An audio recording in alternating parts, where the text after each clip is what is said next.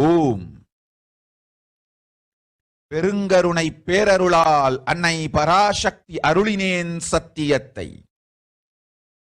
இந்த ஒரு சத்தியத்தை உடனடியாய் புரிந்து கொண்டு உங்களுக்கும் உலகத்துக்கும் நன்மை செய்து கொள்ளுங்கள். ஆதி கையிலாசத்து நித்யானந்த லிங்கத்தின் எல்லைக்குள் ஆருக்கும் கொரோனா கொடுந்தொற்று தீண்டாது. இந்த சத்தியத்தை அனுபவபூர்வமாகவும் முழுமையாக நீங்கள் புரிந்து கொள்வீர்கள். இது நிரூபணமாகும்.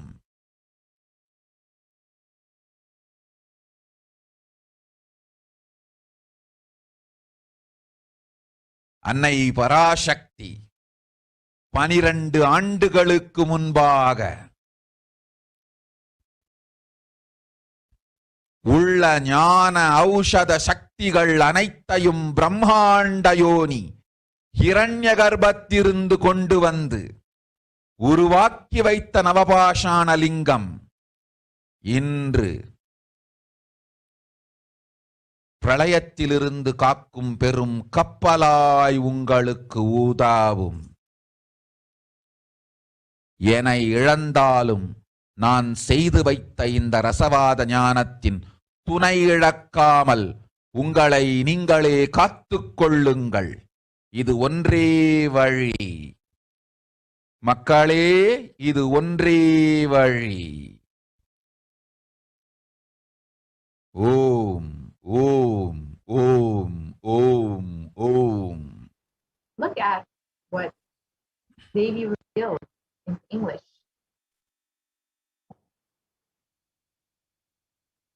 Even if children do mistakes in ignorance by getting stuck in Maya, as it is Parashakti, Paramashakti, Parashakti, Manonmani, my responsibility to save the cosmos from destruction.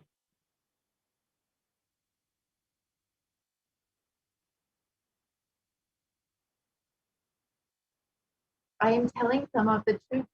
Listen properly. Within the next few months, not in thousands or lakhs, lives will be lost in crores. Crores of lives will be lost in India.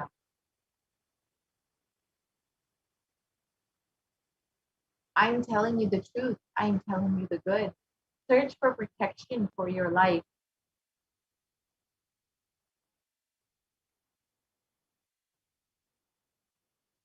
And here you can see that as they be revealed, many bodies have been found in Ganga.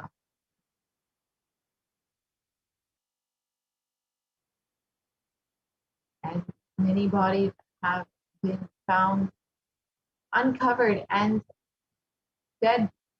These dead bodies have been eaten by dogs that have gathered and feasted on the remains.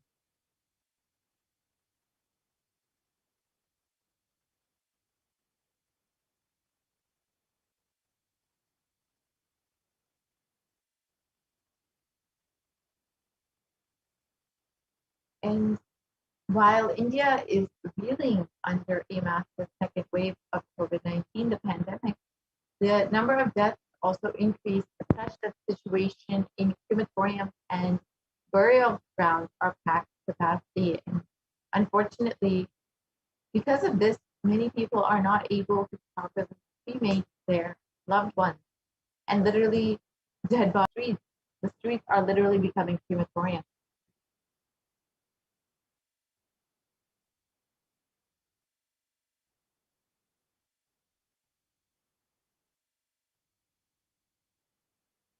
And hundreds of dead bodies have been found dumped in the Ganga. And these bodies have been washed further down and could be eaten by stray dogs. And these bodies are said to be affected by COVID-19. And as Devi has revealed again and again, protect yourself during this pandemic. Continuously, Devi has been telling us to make protecting our lives as the first priority. That is the only priority this year. So continuously, Devi has been guiding us blessing us, and literally holding our hand through this pandemic, giving us solutions and understanding. It Devi has literally been with us through this whole pralaya.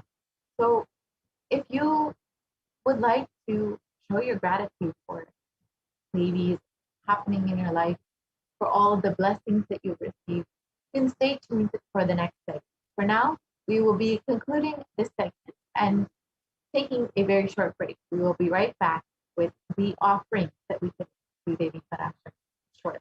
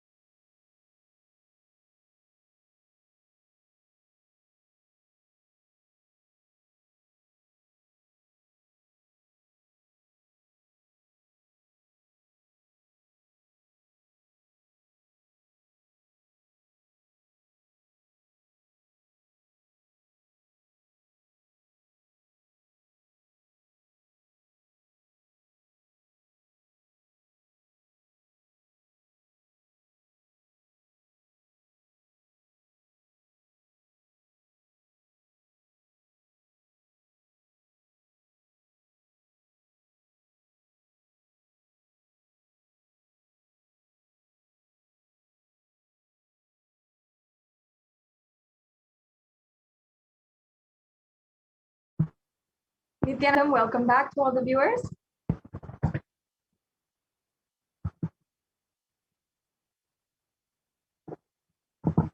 Now let us take a few quick moments and we'll begin the offerings to Devi Parashakti. I requested those slides can be projected now. I hope each and every one of you has been enjoying today's program and you have been understanding the various different powerful cognitions of Devi Parashakti, and you have been understanding, finding out more and more about who is Devi Parashakti and what her revelations have been for the last 4 months, as Devi Parashakti has been literally guiding us, blessing each and every one of us, hand-holding us, taking care and attending each and every one of us, and giving us so many boons, granting whatever we want, and revealing our past, present, and future, and so much more. So now let us enter into the next segment we have today, which is the offerings to Devi Parashakti. The offerings are all about gratitude in our life. And this might be a completely new concept for each and every one of you, or for some of you who might not know, but who always wanted to express this one quality that goes beyond all emotions, gratitude. And an offering is only out of pure love and gratitude. And often we misunderstand, misconstrue what is gratitude and what is pure love, what is compassion. We actually cannot cognize these divine emotions and these divine sentiments just with our pure logic. It goes beyond logic, and it goes into a mere factor of surrender towards existence and the universe as a whole, surrendering, being in oneness and experiencing that divine sacred space. Actually, there's a beautiful story which the Supreme Pontiff of Hinduism had narrated in the book called Guaranteed Solutions on the chapter From Discontentment to Gratitude. And the story goes that all of the scientists of the world and God were researching about how to do different research and development, and they saw that whatever God had made, whether it is a machine or whether it is plants and animals, whatever it is, the scientists were able to reproduce that just from their own knowledge.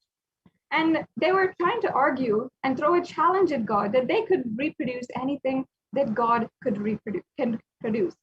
And so, in order to reciprocate this, God simply out of his own dust made man. And the scientists began to do the same. They started to collect all the dust that was at the feet of God. But then he said, wait, no, use your dust, not my dust. As you can see, often we forget that existence is the one who is taking care of everything for us. And gratitude is our natural disposition. It's our natural tendency. But we move away from that over the course of so much of pain, grievances over our lifetime. And we don't feel gratitude for even the basic things, even our very life. And these offerings are an expression of pure gratitude and manifesting, cherishing gratitude within inside of us.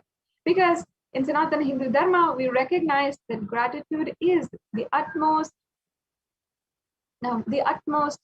emotion that you can feel, and that should be cherished more so than any other emotion, more so than love itself. That is why we have this beautiful science of ritualistic sevas and of worship. And in Sanatana Hindu Dharma, the rituals have supreme significance. We always acknowledge first in all offerings that cosmic energy exists. That is the first declaration that we make upon making an offering. And then we recognize the Nithyanandeshwari, Devi Paramashiva and Parashakti, and the Guru, the supreme pontiff of Hinduism, are representations of that very cosmic energy. And then we recognize that whatever we offer during these rituals to the representations reaches that cosmic energy directly. And finally, the most important, whenever we pray, we always declare Soham Asmi, that even when we pray, we are God. Such a beautiful sacred sentiment that, in fact, the Supreme Pontiff of Hinduism himself mandated that and guided that before we are doing any puja or any ritual, these declarations are made in any ritual that is done from the Nithyanandeshwara Paramashiva Devalaya. And having made this declaration is an important aspect of why we are making offerings, ultimately to experience oneness with the divine and express the highest of bodily emotions, which is gratitude. So if you are watching this right now, understand that there's no coincidence, and you can take part of this grand Leela of the Avatar through these offerings and simply offer your gratitude in order to attain the ultimate purpose of enlightenment.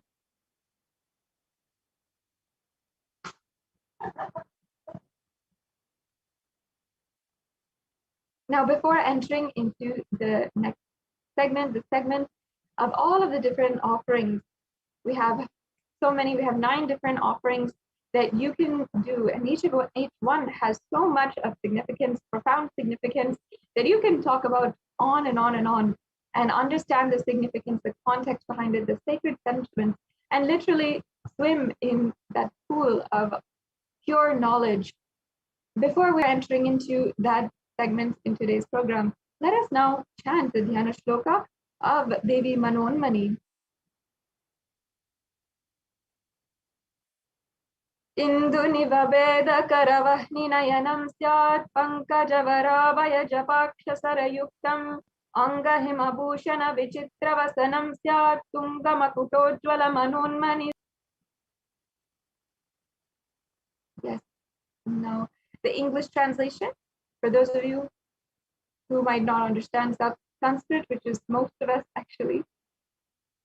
Moon-like face holding the Vedas on hand, fire in eyes, with lotus flower gracing and blessing hands, and one hand with the Japamala, beautifully decorated with jeweled ornaments and wonderful clothes and shining bright crown. Her name is Manonmani. And once again, this is from the Moolagama, one of the very sacred scriptures of Sanatana Hindu Dharma. Yes, now let's chant the next Dhyana Shloka. If you can chant along with me. If you want to, you can simply just sit in a space of receptivity while we are chanting these mantras, and any of these mantras that we are going to be chanting in in the following segment as we are going on.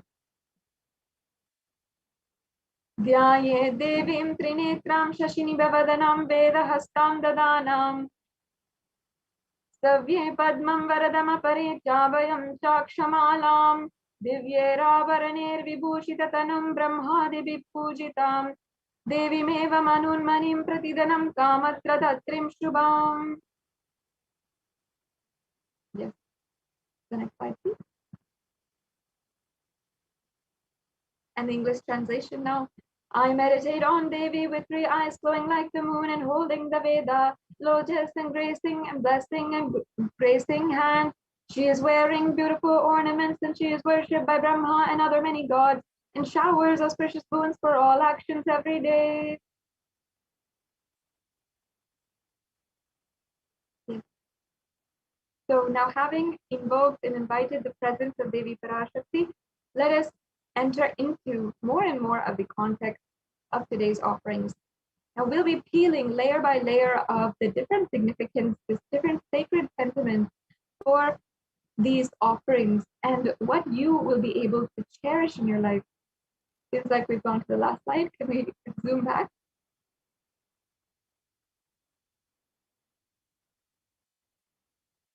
So let us first understand the significance of the element gold. Gold, as we know it in our day and age, among normal human beings in society, as it is normally, has social value and it has economic value. The economic value might be the fact that it is, in fact, a precious metal. It has a lot of money value, currency value, which is associated with it. And it is just worth a lot of money when it comes down to it. And the social value, it always gives value in our relationship. For example, on Mother's Day, on Father's Day, on different birthdays, we always offer gold gifts. And that's because we use it to give social value. And even there's the gold medal. These are the highest pedestal that we use gold to symbolize. And we use it in gifts, we use it in our relationships. It has, in this way, a social value. Gold has, but often we do not understand the sacred value behind gold, its divine qualities. In fact, if we go to the previous slide, there is a verse from the Atharva Veda. And this verse shows us that the Vedic rishis understood the sacred value of gold, its virtuous powers, and its properties that can literally make you transcend from man to superhuman. And that's why we considered gold as a divine element. We recognize it for its spiritual qualities of transferring enlightenment energy and healing energy. And we also understood that gold should be distributed across everything and everyone. That's why gold is present in all the scriptures, Agamas, Vedas, Shrutis, the Smritis, the Itihasas and Puranas, and also everything was built in gold and exchanged in gold, and even ritual fees were offered in gold bricks. When one was to be saved from life-threatening illnesses, gold was offered as a ritual fee. And gold was in abundance and used for weighing equivalent amounts of commodities, including cows. And kingdoms were built with huge doors of gold. The streets would have huge columns and huge archways made of gold. And horses and cows, elephants, all of the different animals in our society living within our civilization were revered as embodiments of the divine and also dressed and adorned in gold.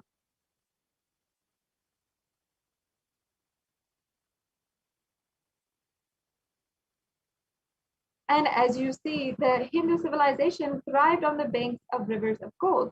In fact, the Indus River was called the Hiranyamaya, or the river of gold, in the Rig Veda, and the river Saraswati was called the Hiranyavartani in the Atharva Veda. So gold is a supreme element that has spiritual value, not just social or economic value.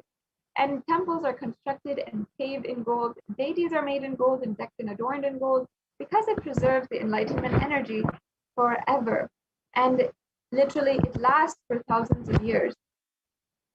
In fact, even the gold which was offered while Meenakshi Devi, the incarnation of Devi Parashakti, Queen Meenakshi, and the sovereign divine ruler of the Hindu civilization, while she was in the body, still today, those jewels are offered to Devi Parashakti in her deity form, and they are still used and revered as sacred. So whatever you offer today, these different elements of gold is basically immortalized forever. And that is the ultimate significance of the verse that we had just understood from the Atharva Veda, that it has eternal and eternal properties and has so much that can last for so long, so much of power that can last so long. Yes. What is the significance behind gold?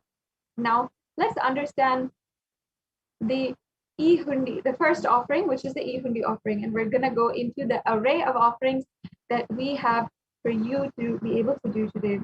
So here we have a verse from the Lalita Sahasranama that I'll now be chanting. Bhakti Priya, Bhakti Gamya, Bhakti Vashya Bhaya Paha, Shambhavi Sharada Radhya Sharvani Sharmadayini. The English translation says, Devi is fond of true devotion and is realized through true devotion. She can be won over through true devotion and she removes all fears. Yes. So this offering is the offering of true devotion. And once again, gratitude in our life. Another beautiful story that Swamiji had told in the book Guaranteed Solutions, from the chapter From Content to Gratitude.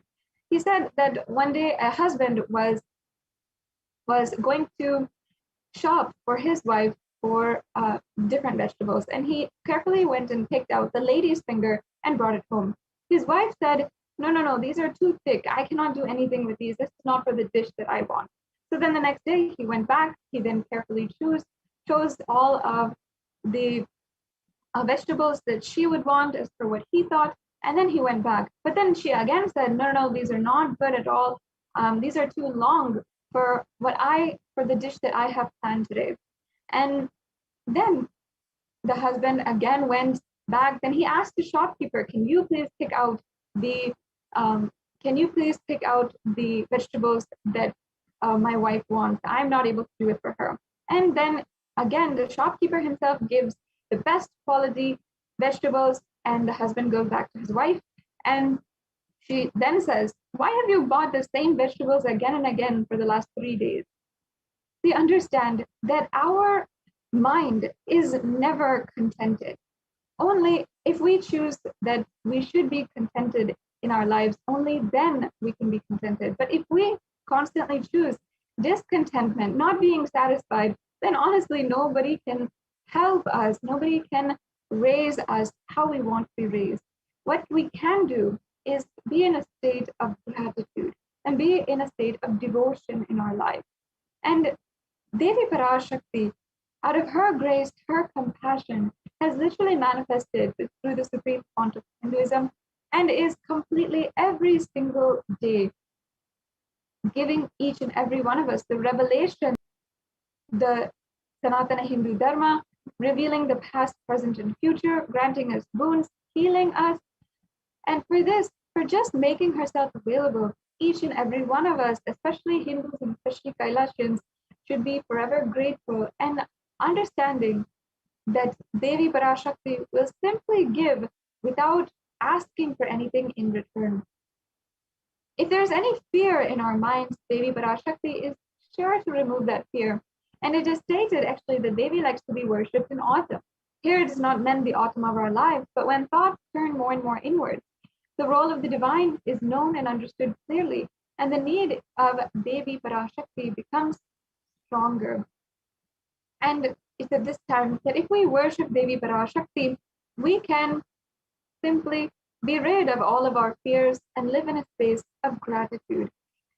This is something, an offering that you can make very easily. And at the end of this segment, we'll be going over how you can make the exact payments if you're wondering, and if you have any questions about it. So stay tuned until the end of the segment for any of these offerings. Yes, now let's go on. Now, next we have the Sankalpa chanting. The Sankalpa chanting is another very profound a very profound offering. And the Sankalpa is actually a mantra that is offered before any ritual. And it's in fact an offering in itself. It can be removed from the offerings, from any of the offerings, and offered by itself as a way to manifest what you want into reality. And there's a beautiful verse here from Devi Mahatmyam, chapter 12, verse 34, which I'll now be chanting.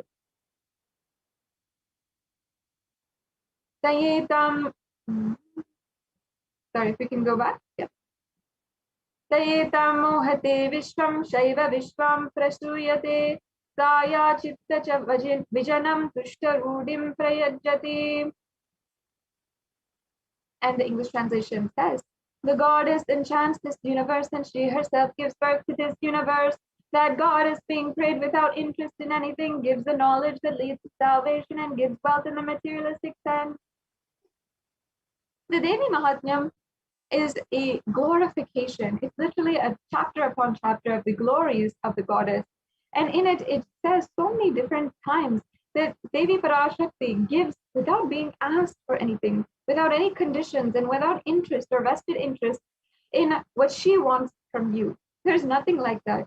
Devi Parashakti is a cosmic feminine energy which literally flows of her asking for anything in return, or her having any conditions for your love or your gratitude.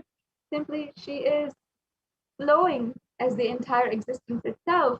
She enchants this entire universe, as this verse says, and she is the one whom you can pray, and simply your wishes, your sankalpa will be granted. And not only this, the science behind prayer is very much known in even scientific research and many researches that have been going on. The science of sacred Sanskrit chants has been researched and developed in several different thought currents in several different fields, especially in trying to understand the quantum physics and trying to understand more and more about our universe and the reality of our universe. Scientists are still yet to grasp it, but Vedic rishis understood that there was a huge significance behind creating space, the creation of space, the chanting of these powerful vibrations, and doing the chanting and making a conscious resolution inside of us. And offering this sankalpa, the conscious resolution, blesses the person with the fruition of the desires and the wishes which you are yearning for.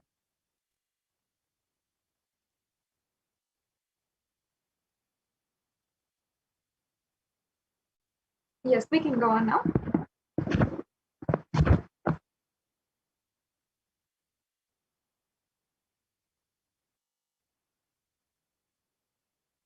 We can go on. The next offering we have is the Sahasranama Kastu. And in the Lalita Sahasranama, we actually see the verse where Devi Parashakti is described as Nama Parayana Prita, as you can see here. And this next offering is the offering of 1008 names of Devi Parashakti. It's a very special and unique archana offered to the Mahameru of Devi Parashakti. You can offer a gold coin inscribed with each and every one of these 1008 names and receive the blessings to have the Ananta Kalyana Gunas, all the divine qualities of Devi Parashakti. Yes, we can go on. Then the next offering is the Mukta Anguti, or the finger ring with a pearl. And now let me chant the verse here about the finger ring with the pearl and the significance pearl to Devi Parashakti. मुक्ताहारणलसत्किरीटरुचिरां पूर्णेन्दुवक्त्रप्रभां शिञ्झन्नूपुरिकिङ्किणीमणिधरां पद्मप्रभावासुरां सर्वाभीतफलप्रदां गिरिसुतां वाणी रमासेवितां मीनाक्षीं प्रणतोऽस्मि सन्ततमहं कारुण्यवारां निधिम्. And it says, I bow down to the goddess Meenakshi, whose crown has garlands of pearls and face shining like a full moon, who wears anklets that are studded with gemstones and has small bells, who is shining like the splendor of a lotus, and who grants all wishes, a daughter of the mountain, who is worshipped by goddess Vani and Rama. I remain ever bowing to the goddess Meenakshi, the ocean of compassion.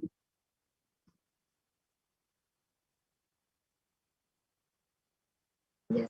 So you can offer this finger ring with a pearl to the Devi Parashakti, who is the embodiment of compassion, the pearl being the symbol of compassion itself. And by her and you can receive the blessings of her compassion and pure love in all your business endeavors.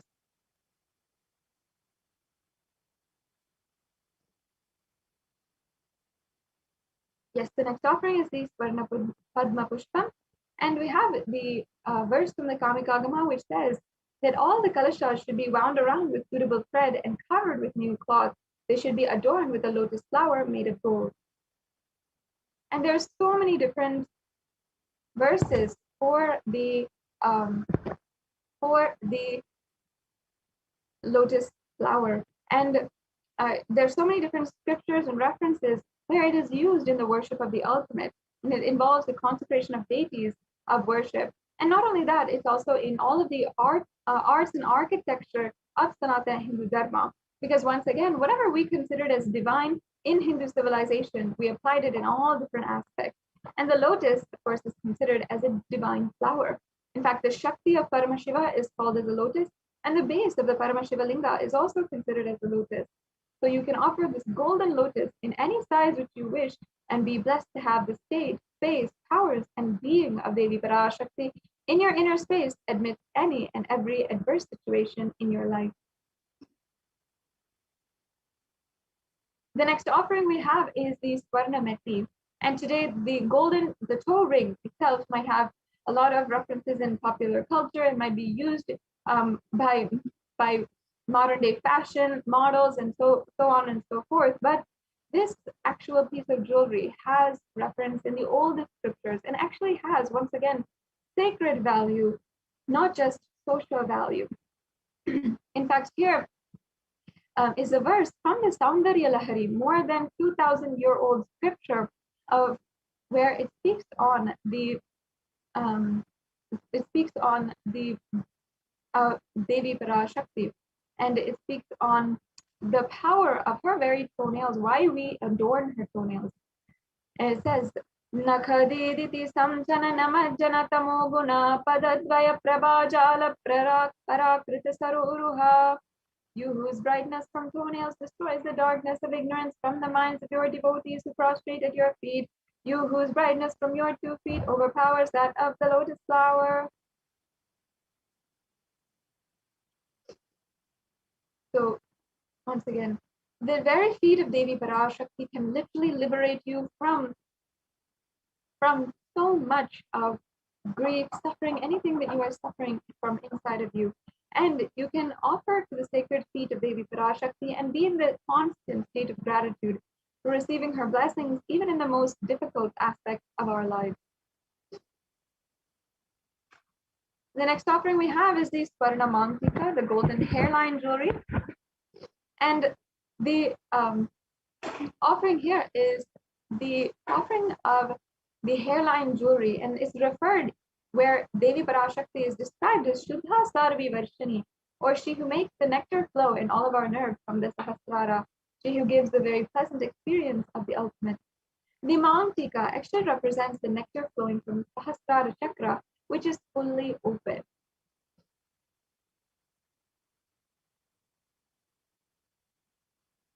And you can offer the Mantika to the Devi and receive the blessings of achieving the blissful state of overflowing gratitude and the space of complete completion.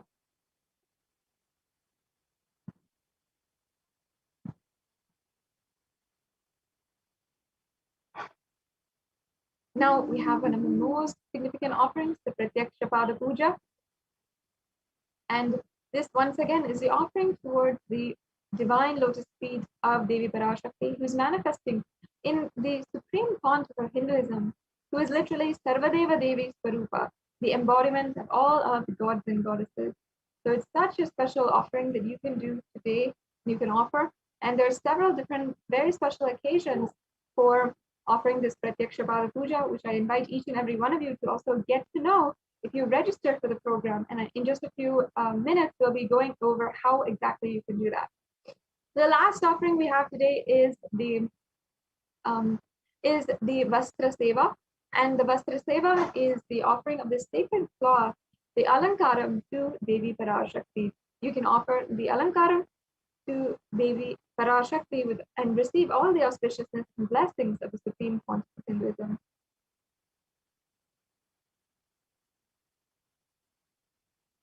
Yes. So here we have a summary of all of the different offerings that are available for you to offer today. The Ihundi offering, which you can make for any amount. The Sankalpa chanting, which is $1. The Devi Sahasranama Kasu, which has several different levels, as you can see here. And we also have the Mukta Anguti and the Swarna Padma Pushpa, which also have different levels. The Swarna Metti, the Swarna Mankika, the Pratyaksha Pada Puja, and the Vasti Seva. So you don't have to feel impossible in any way or form. You can make the offering which you feel is possible. And if you feel that you want to express your gratitude, you can offer today and ensure that you are expressing your gratitude towards Devi Parashakti, experiencing the ultimate oneness with Devi Parashakti. So yes, as I was saying before, you can register and keep yourself up to date with the future offerings that we have, the special occasions that are coming up, and you can get the help you want in manifesting any one of these offerings today by registering and making an intention for an offering at tiny.cc/bhavasamadhi. So if you go to this registration form, you'll be able to see the you'll be able to see this. And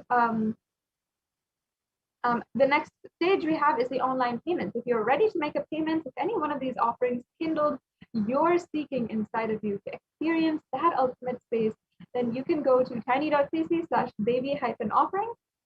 And after the payment is done, you can go to tiny.cc/Sankalpa2021 and make sure that you are filling out this form after the payment is done, as it is a mandatory step in order for the puja to take place properly and your name be chanted during the puja. So yes, as you can see, this is the direct link to the tiny URL, tiny.cc/Devi-offering. If you go to that link, you'll go to this page, and you can see you can just select in the drop-down menu which offering you want to do, and then you can go to add to cart. Then you can select the offering that you'd like to make and review your cart, and then you can proceed to checkout.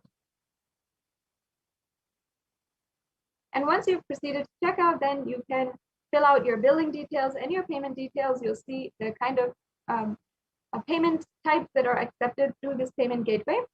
And then you can go ahead and submit your payment. So as you can see, it's a very easy process to make an offering. You don't need to feel confused. You don't need to feel like you might not be tech savvy enough. You can simply make one of these offerings. It's just 3 clicks away to make an offering. And also, after you're making a payment, you have to make sure that you are going to Sankalpa 2021 form, and that is this form here, and the link is provided. And you can see it's just a very quick form where you're going to give your payment order number and your names and the names of your family members, which will be chanted during the puja. Yes, so very easy step. Now, we also have the Bhava Samadhi Darshan form, which I invite each and every one of you, regardless of if you can make a payment right now or not, to go ahead and fill out. If you are interested in making an offering, not now, but perhaps in the future, you want to do it, you want to manifest this in your life. I'm sure there's many of you who want to manifest an offering for perhaps a birthday or for a special occasion in your life, or for a new venture that you are starting to receive blessings of Devi Parashakti. You can go ahead and make your intention with this form. Now, the last option that we have is the YouTube Super Chat. And in the YouTube Super Chat, you can make a donation. And as you can see here, you can go to Kailasa's HDH Nithyananda YouTube channel, which is circled, and press join. Once you press join, you'll be led through the steps of how you can join, and then you can make a donation through the YouTube Super Chat. So you can go to the $ icon and see the chat, and as well you can comment your questions or to Devi Parashakti as well in this way. So you'll be able to see a $ where you can do the YouTube Super Chat, and you will donate, and then you can either pay through credit card, debit card, or through PayPal. So there's another option here, which is PayPal.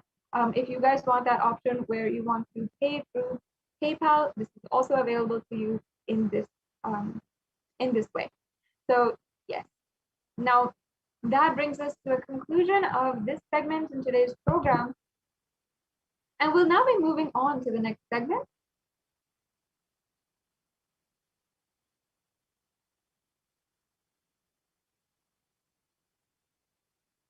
Yes, and each and every one of you, I hope that you have been enjoying and you enjoyed this previous segment on the various different offerings that you can make to Devi Parashakti. Next, we'll be continuing the next segment in today's program, where the representatives from Adi Kailasa Sarvagya Peetham will be guiding us on how exactly the Supreme Pontiff of Hinduism has been contributing and literally saving the lives of so many people across India, as the third wave of the pandemic is still literally plaguing the entire society. And through this quarantine, multi-layer quarantine opportunity, the Supreme Pontiff of Hinduism has brought a practical solution for health, joy, and bliss, and this solution has also been recognized by the United Nations and has been published by the Human Rights Commission of the United Nations as well. So here we have Ma Dayami Swami, who has joined us. Thank you so much, Ma, and who will be sharing with us how the Supreme Pontiff of Hinduism has been contributing so much in the last couple of months.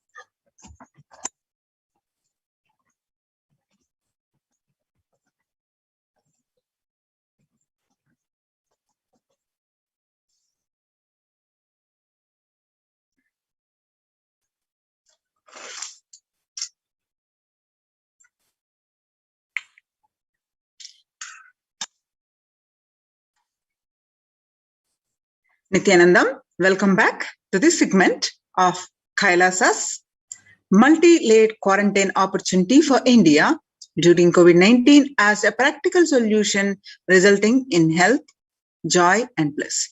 With the blessings of the Supreme Pontiff of Hinduism, let's start with the Sadguru Vandanam. Nithyanandam Paramashivoham Kevalam Jnanamurtim Dvandvatitam Gagana Sadrusham Tattvamasya Ekam Nityam Vimalamachalam Sarvadi Sakshibhutam Bhavatitam Triguna Rahitam Sadgurum Tam Namami.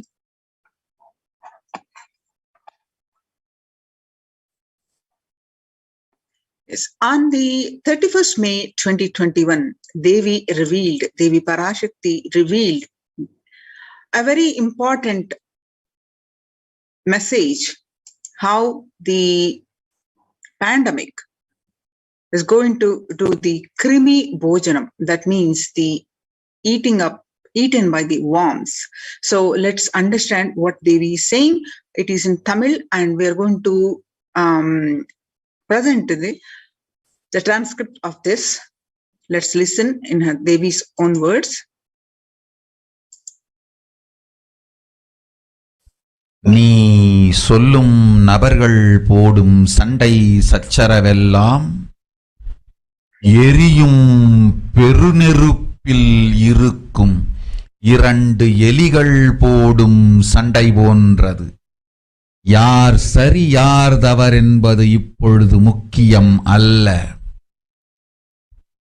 உயிர் காத்துக் கொள்ளுங்கள், எல்லோரும் நன்றாய் புரிந்து கொள்ளுங்கள். நன்மையைச் சொல்லுகின்றேன், உண்மையைச் சொல்லுகின்றேன். இந்திய நாட்டில் இருக்கும் மக்கள் எல்லோரும் கேளுங்கள். கருட புராணத்தில் வியாசன் சொன்ன கிருமி போஜனம் என்னும் நரகம் திறந்து நேரடியாய் இந்தியா மீது இடிபோல் விழுகின்றது. ஆதி கைலாசத்திற்கு ஓடிச் சென்று வருமுன் காத்துக் கொள்வது மட்டுமே ஒரே வழி. கொரோனா பெருந்தொற்று கொள்ளை நோய் கிருமி போஜனம் எனும் நரகத்தை பூமிக்கு கொண்டு வந்து விட்டது. அகோர தாண்டவத்தின் ஆட்டம் யாராலும் அடக்க முடியாத அளவிற்கு ஆரம்பித்து விட்டது. புதிதாய் உருக்கொண்டிருக்கும் இந்த நுண்ணுயிரி மைல்கள் கடந்தும் காற்றினில் உயிரோடு இருந்து மற்ற உயிர்களையும் அழித்து உடல்களை தின்னும் பெரும் வலிவு கொண்ட பேரசுரர்களாய் வலம் வர துவங்கி விடுகின்றது. நன்றாய் புரிந்து கொள்ளுங்கள். வருமுன் காத்துக் கொள்ளுங்கள், அது ஒன்றே வழி. அதற்காகவே ஆதி கைலாசத்தை திறந்து வைத்திருக்கின்றேன். உயிர் காத்துக் கொள்ள வேண்டி விரும்பும் எல்லோரும் ஓடுங்கள் ஆதி கைலாசத்திற்கு. இந்தியாவில்தான் இந்த நரகம் திறந்து உலகெங்கும் பரவப் போகின்றது. கிருமி போஜன நரகம் பூமிக்கு வந்துவிட்டது. மனிதர்கள் செய்த மகா கொடுமைகளினால். அன்னை முன்னின்று என் அடியவரை காப்பேன் சொல்வதை கேட்டு உயிர் காத்துக் கொள்ள விரும்புவோர் வருமுன் காப்பது ஒன்றே வழி என்று தெரிந்து செல்லுங்கள் ஆதி கையிலைக்கு. ஓம் ஓம் ஓம். நீ Translation of this Devi Parashakti's Akashic readings is: everyone in India, all of you listen. The hell of Krimi Bhojanam that was mentioned by Vyasa in Garuda Puranam has opened and is directly falling on India as thunder. Running to Adi Kailasa and protection by the preventive quarantine. From it is the only way. Deadly corona life-taking disease has brought the hell known as Krimi Bhojanam to earth. The dance of Aghora Thandava, which no one could control, has started. This microorganism that has formed will be alive in air for miles together. Destroying other souls, it will eat bodies. It has started roaming as great demons with a tremendous strength. Understand properly, prevention is the only way. For that, I have opened Adi Kailasa. For those who want to save their lives, all of you run to Adi Kailasa. Only in India, this hell is going to open and is going to spread to the whole world. The Krimi Bhojanam hell has come to the earth because of the sufferings done by the humans. Mother, I will protect those at my feet, those who listen to me and wish to save their lives, learning that prevention is the only way. go to Adikailasa. The Krimi Bhojanamo or Krimi Bhojana is one of the 28 hells described in Hindu scriptures, where people are sent to suffer in a pit to be eaten up by worms. The scriptural references for this is in Garuda Puranam, Cosmology of Hell and the Nether Regions, in Devi Bhagavata Purana, chapter 21 on the narrative of hells, chapter 22 on the narrative of the sins leading to hells, and the Shiva Purana, chapter 16, Uplift from the Hell, section 5, and the Skanda Purana, that is chapter 12, Redemption from Hells, chapter 2, Merit of Visiting Setu, chapter 30 is the Glory of the Nishkoti. The Brahmanda Purana, chapter 20, Hells in Nether Regions and chapter Hell. The Padma Purana, chapter 48, section on the Nether World.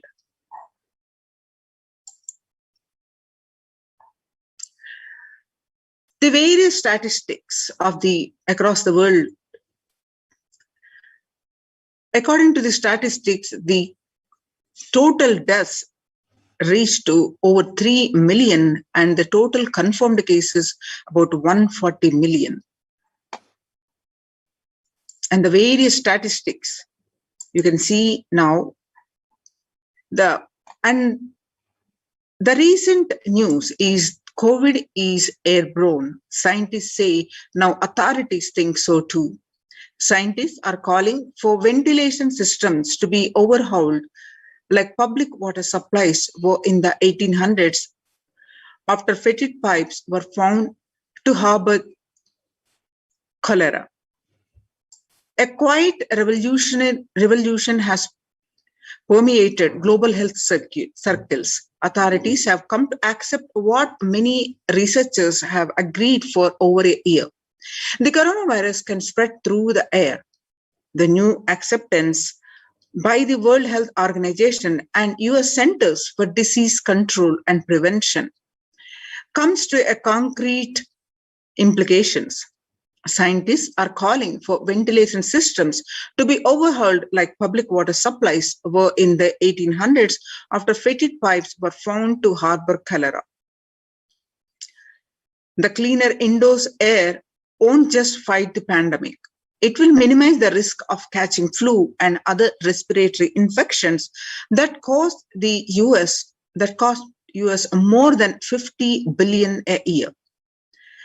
Researchers said in a study in the journal Science on Friday, avoiding these germs and their associated sickness and productivity losses would therefore offset the cost of upgrading ventilation and filtration in buildings.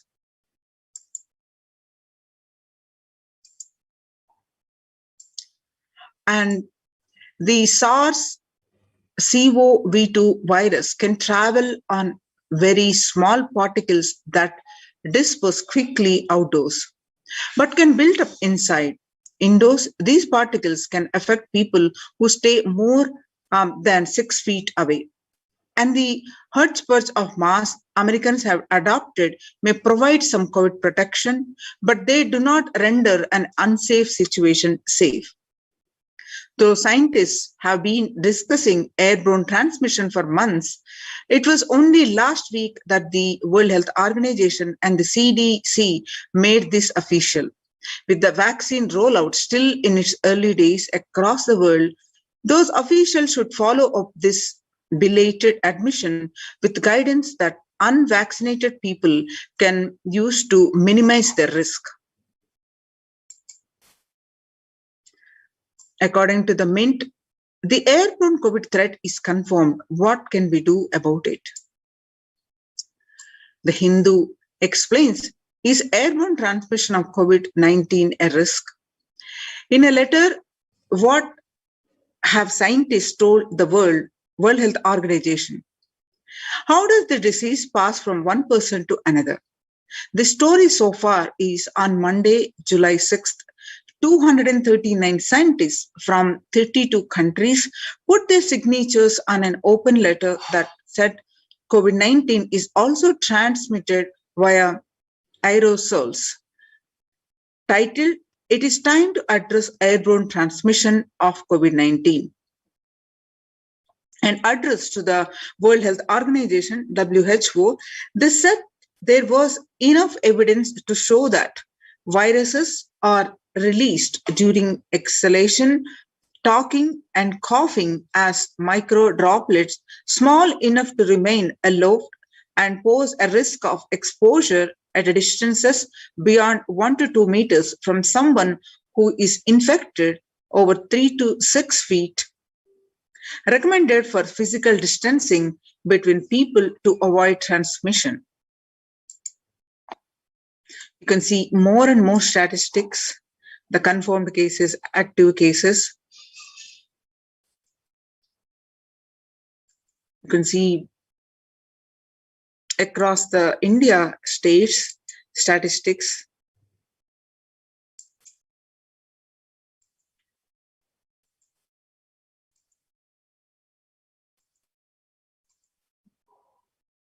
More statistics from Mumbai and Karnataka, Maharashtra, and Tamil Nadu, various states, and Maharashtra, various states. You can see the statistics. And home quarantine is not possible in India. Statement made by the Indian government.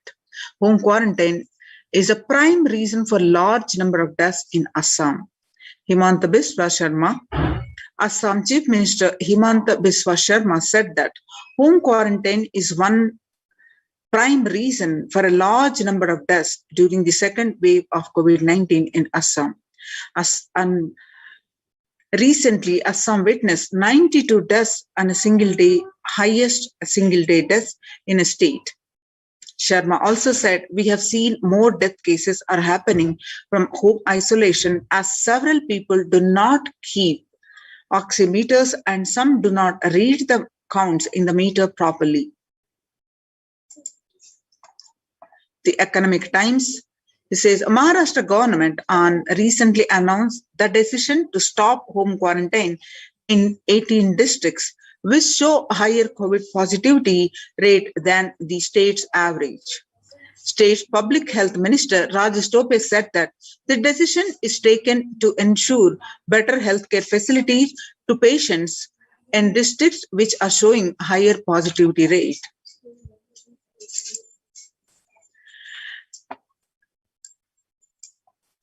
About 41% of the houses have just a single room, which is shared by 5 people. And why home quarantine is impossible for the majority of Indians?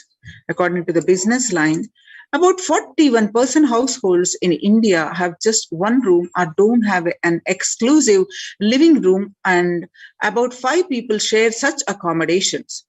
About 32% of households have 2 rooms, and adding to the O's is the fact that only 47% of households have access to water within the premises, and 42% don't have bathing facility within the premises. Self-isolation for COVID-19 is impossible for 40% of Indian families. In order to utilize India's healthcare infrastructure optimally to manage the expanding fallout of coronavirus, the central government on 27th April signaled a change in approach. From mandating that every person who tests positive for the virus be moved to isolation beds in dedicated hospitals or units, the government allowed home quarantine for those with mild symptoms. The key additional condition was that their house should allow for self-quarantining. That in India, it's easier than said than done. According to the census of 2011, about 42% of Indian households were living in houses where an average 3 or more people were sharing a room. In the context of coronavirus, this challenge of physical distancing is greater in rural areas, about 45% of households, than in urban areas, that is about 35% of households.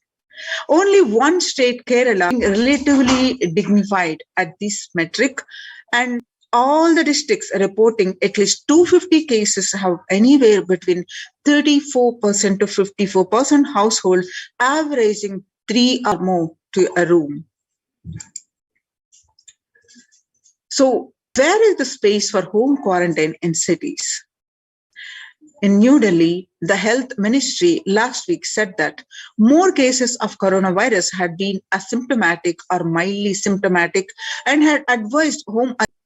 It also said that 65% cases across the country were reported from the metros and big cities. However, census data suggests, and experts also agree, that following the ministry's guidelines on home quarantine is near impossible, particularly in urban households. The guidelines on home quarantine say the person showing COVID-19 symptoms have to remain isolated in a well-ventilated room, preferably with an attached toilet. If another family member needs to stay in the same room, it is advisable to maintain a distance of at least 1 meter between the two, it is stated. So when the first world countries closed their borders during a massive global emergency, Kailasa has opened its doors to all without exception. The Supreme Pontiff of Hinduism reveals that at least 6 months back, I became aware that multi-layer quarantine is needed to protect people. If you are in India and you want to protect your immediate family or extended family, anyone who will listen to you, get them immediately to our campuses. The free COVID care centers opened across are Adi Kailas in Bidadi, Bangalore, and Salem Adinam in Tamil Nadu, Rajapalam Adinam in Tamil Nadu, Puduvai Adinam in Tamil Nadu, Pattanam Adinam in Tamil Nadu, Srirangapadi Adinam in Tamil Nadu, Sripuram Adinam in Hyderabad, Madurai Adinam in Tamil Nadu, and Avattipalam Adinam, Erode, Tamil Nadu, Huzur Adinam in Tamil Nadu, Baroda Adinam in Gujarat. Kailasa rushes to help as India finds itself on the verge of the COVID-19 third wave. So the multiple free COVID care centers opened across India to protect one and all, and various social services offered during the pandemic in Nithyananda Adhinams across India, and spiritual services offered during pandemic across the ecosystems across the India, and cosmic revelations on global pandemic. The free social services offered during the pandemic across India are the Kailasa's de facto spiritual centers, which includes but not limited to medical care, which is allopathy, Ayurvedic and Siddha medicine, fire safety equipment maintenance, infrastructure to accommodate thousands, accommodation for multi-layered quarantine, emergency ambulances and ICU on wheels, groceries collected for Annadan, and organic farming. Join Kailasa's COVID care protection centers. Register now through the link below, https://kailasa.org/Kailasa-care. Now let us see glimpses from Adi Kailasa's Department of Health on COVID protection for Adi Kailasa Sarvajnapeetham. The immunity boosters and COVID care supplements procurement. Allopathic immune boosters are Zincona, vitamin D, and vitamin C. Through Ayurvedic medicine, immunity boosters are being provided to protect all the residents of Adi Kailasa. The immunity boosters and COVID care The steaming once a day with tulsi, eucalyptus and nochi and turmeric leaves from the healing trees here in the Adi Kailasa. Twice a week, consumption of Kabasura Kundanir, a mixture of pepper, ginger and clove and other ingredients, extensively aimed for boosting the lungs, improving the respiratory system and treating infection conditions such as cough, cold and fever. Neelavembu Kundini to be taken once a week. Agastya Lehyam 5 days. Talisadi Vatakam 3 to 4 tablets per day for 5 days. Indugunta Kasayam, Amrutottara Kashayam both for 5 days. 1 teaspoon with 50 ml of warm water. Sudarshana Gulika once every 5 days. Gargling with salt and turmeric twice a day. Spiritual routine, Panchakriya, Haritaki, castor oil, neem juice, Pratama Vinyasa Krama, that is Nitya Yoga, Trinetra Kumbhaka and Puja. Basic sanitation and safety practices which are implemented here in Adi Kailasa are disposable of soil pads, infected material and non-biodegradables done through incineration, RO water systems for drinking water, cleansing and sanitization of overhead tanks, regular deweeding, maintenance and repair of electrical circuits, communication facilities for safety of the residents, compost pit filling with biodegradables. Diagnosis, COVID care, quarantine methodology. Immediately upon arrival to the campus, occupants will be quarantined for 15 days. Swab test of RT-PCR test done to be done on day 5th of the quarantine. All food handlers to be wearing a mask and gloves and keeping a distance. Disposable of waste food to be done with gloves and mask. The disposal of gloves and mask by incineration. In case of an emergency, protective kits ready to at hand to take a COVID positive patient to hospital. Hand washing and infection control. Washing hands as often thoroughly with soap and water or with alcohol-based hand sanitizer. Avoid sharing any items, that is, example, dishes, drinking glasses, cups, eating towels, bedding, or other items with other residents in the Adhinam. And mask protection. Wear a mask at all times when and if exposed to vendors or outside people. Mask should be changed every day after 24 hours and can be reused after washing with a detergent and sun-dried. If it gets wet by saliva, secretions or sweat, change it and wear a dry mask. The wet mask can be stored in a sealed plastic cover and washed with the detergent and reused later. You can see the picture here. The face shield. A face shield will be provided as an extra protective wear for people at the gate interacting with the vendors and outsiders. Use of hand sanitizer, hand washing, regular steaming, of taking of preventive kashayams, that means the herbal drinks, turmeric, salt water goggling, and bathing with washing of clothes with history of any exposure. If symptoms appear, cough, fever, difficulty in breathing, he or she immediately inform the medical person in charge immediately.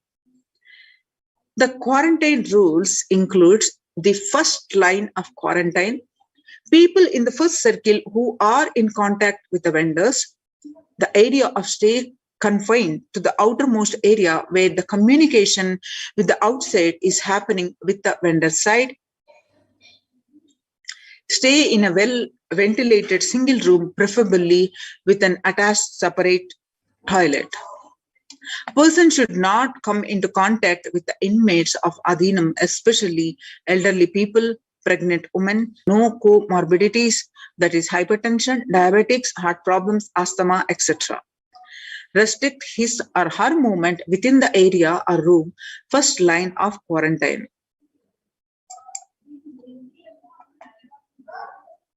All parcels received at the gate to be sanitized, spraying with disinfectant. This regarding the delivery of packages.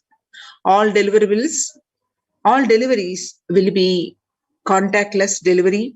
Wearing of face coverings and hand gloves are mandatory if contactless delivery is not an option, or request the delivery to be left in a protected and isolated place.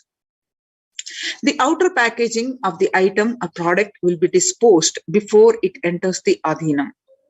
Packages will be quarantined before being delivered. All the delivery bags, boxes, and containers will be thrown away after transferring the items in their respective places. The surfaces of the package will be cleaned with a simple disinfectant and left to dry.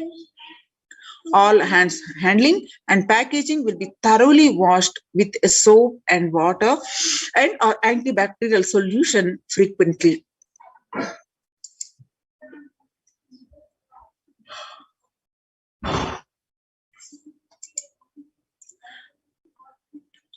All mail and packaged products, non-perishable, will be left outside for 24 hours before using them. Disinfection, the sodium hypochlorite, that is bleach or chloride, will be used 1 teaspoon of bleaching powder in 3 cups, that is alcohol at 70 to 90%, will also be used for surface disinfection. Clothes will be washed separately with detergent and dried. Sharing of items is strictly prohibited. This prevents the spread of the virus. Fever continues for more than 5 days. The warning signs include fever returns in the 2nd week after having been febrile for a day or 2. Fever more than 101 Fahrenheit after day 4. Resting heart rate of over 110 when there is no activity happening. Breathlessness, tightness in the chest.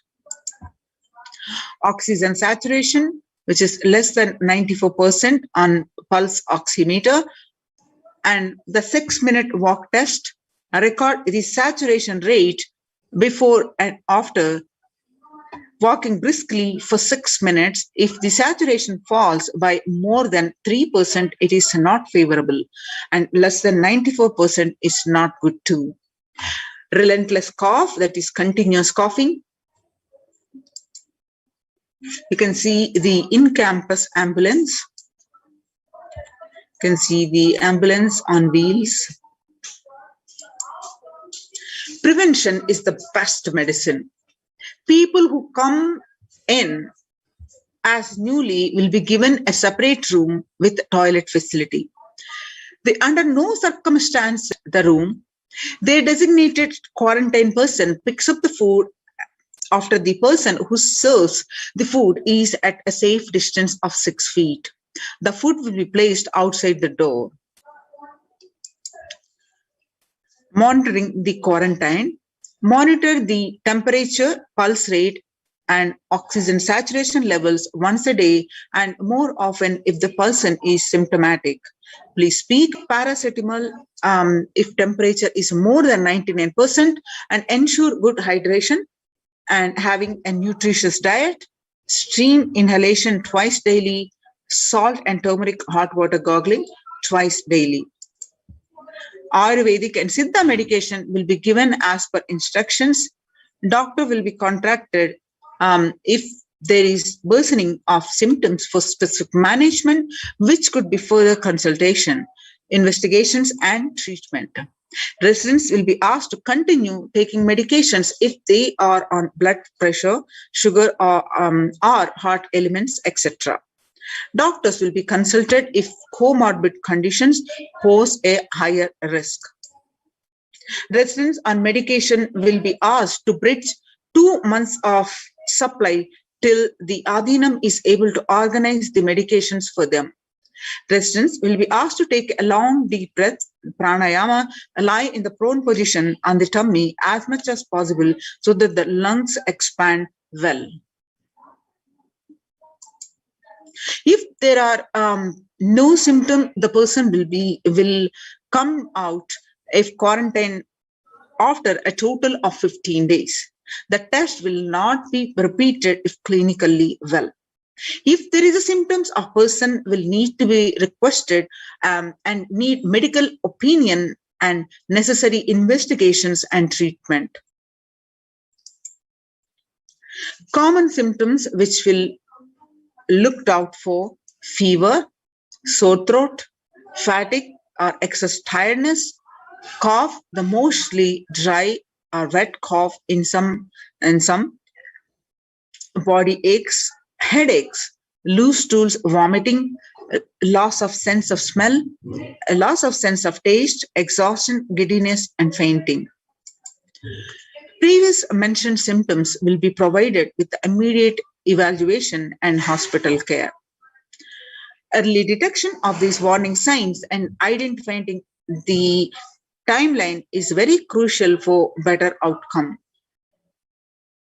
This will be monitored very closely and is the most important thing that needs to be done. Identifying a day one of symptoms is very crucial in the management with respect to monitoring the treatment protocols. Day one would be when the very first symptoms started. Investigate for further possible source of contact, and all the people who have come in close contact, that is 3 to 6 feet range, with the primary case in the last 3 days need to be isolated separately and monitored for symptoms as well. Infectivity starts 0 to 3 days before the onset of the symptom. Infected person shed the virus till 9 days. Any of the above symptoms in various combinations signal the possibility of COVID-19, even though the symptoms can happen with any viral infection. In a pandemic, it is to be considered as the possible diagnosis until proven otherwise. Rare presentations are known: rash on body, bluish discoloration of the fingers and toes, sudden onset of breathlessness, heart attack, strokes, paralysis of the limbs. Any suspect case should be immediately isolated. The RT-PCR test is to be asked for an asymptomatic people immediately. The contacts will monitor for symptoms and will get tested if any symptoms show up, else to wait for 5 days. If they continue to be asymptomatic, they can check their status thereafter.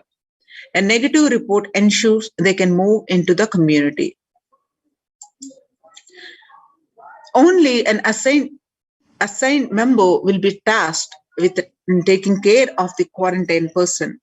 Use disposable gloves when cleaning the surfaces or handling any soil linen of individual. Washing of hands after removing the gloves. No visitor to be allowed in the vicinity of the quarantine person. In case of person being quarantined becomes asymptomatic, all the close contacts taking care will be quarantined for 15 days and followed up for an additional 15 days or till the report of such a case turns out negative on lab testing. Clean and disinfected frequently touched surfaces in the quarantine person's room, that is bed, frames, tables, etc., daily with bleach solution. Clean and disinfect toilet surfaces daily with regular household bleach solution, the phenolic disinfectants. Clean the clothes and other linen used by the person separately using common household disinfectant and dry. The Adhinavasis coming into the Adhinam must take the following medical tests: Results to be sent to Dr. Masantan Lakshmi, and the email address is projected. Results will be reviewed by the medical team at the ASJP, the Adi Kailasa Sarvajna Peeta, female campus, Dr. Atma Niranjanama and Dr. Santan Lakshmi and Chandra Vidya RN. The medical test, including the blood test of wide range with complete blood count with peripheral smear, blood group type, fasting and post-prandial blood sugar, renal function test, blood area and serum creatinine, VDRL, HbASG,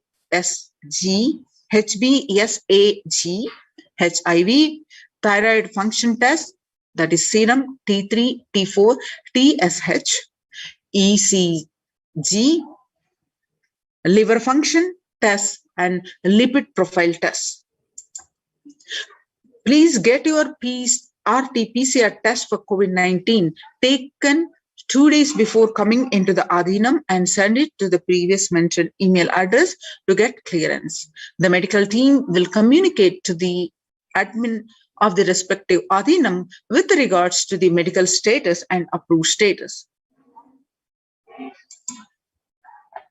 Once communicated, the person should come into the Adhinam within 24 to 48 hours of the test. If there are any pre-existing medical issues like hypertension, diabetics, or any other chronic diseases and comorbid situation, please bring in the recent reports and the prescription from the attending doctor. A medical form will need to be filled in by all the new occupants.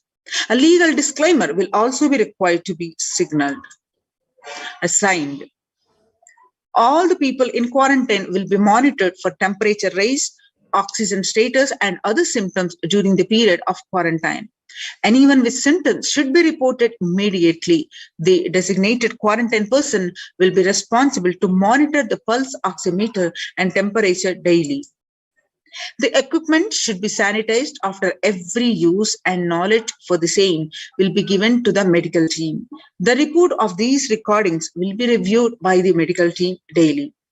During the quarantine period, certain Ayurvedic and Siddha preparations, streaming, saline, and a turmeric water gargle and other immune boosters will be given by the caregivers, which has to be followed strictly. After 15 days, they can be out of the quarantine, and please follow the basic guidelines of living in the Adhinam, some of which are listed below. Smoking, drinking, drugs, substance abuse is strictly prohibited. Consumption of non-vegetarian food is strictly prohibited. Illicit sex is strictly prohibited. Please follow the basic etiquette like traditional Indian clothing, personal and environmental cleanliness, and hygiene. The following measures below will help prevent in this spread of infections in the Adhinam, such as colds, flu, and stomach bugs, and protect the Adhinavasis. Make sure the workplace are clean and hygienic surfaces, that is desk, tables, and objects, that is telephones, keyboards, need to be wiped out with disinfectant regularly to prevent. Promote regular thorough hand washing by Adhinavasis. Please keep sanitizing hand rub dispensers in prominent places around the workplace. Make sure the dispensers are regularly refilled. Display posters promoting hand washing skills, the virus on your hands, and prevent the spread of the infection. Promote good respiratory hygiene in the workplace and display posters promoting respiratory hygiene, and good respiratory hygiene prevents the spread of the infection. Anyone with a mild cough or a low-grade fever, which is 37.3 Celsius or more, need to be monitored by health personnel with isolation even if symptoms are mild. They should wear ordinary surgical face masks rather than N95 face masks in their quarantine room. Medications such as paracetamol, acetaminophen, ibuprofen or aspirin may mask symptoms of infection. Ensure the pre-order sufficient supplies and materials, including masks, tissues, and hand sanitizer for all people. Travel precautions. Travel outside of the Adhinam must be discussed with the medical department. No one is leave the premises without approval. Plan of actions. When someone is infected with COVID-19, the plan should cover putting the ill person in an area where they are isolated from others. Local health authorities will be notified. A medical team have a working relationship with a good hospital for any medical emergency. Please note down emergency contact numbers of the hospitals where you may have to shift people to. All the medical team members and the admins will have it with them for immediate in reference. Join the Kailasas COVID care protection centers and register now through the link below, https://kailasa.org/Kailasa care.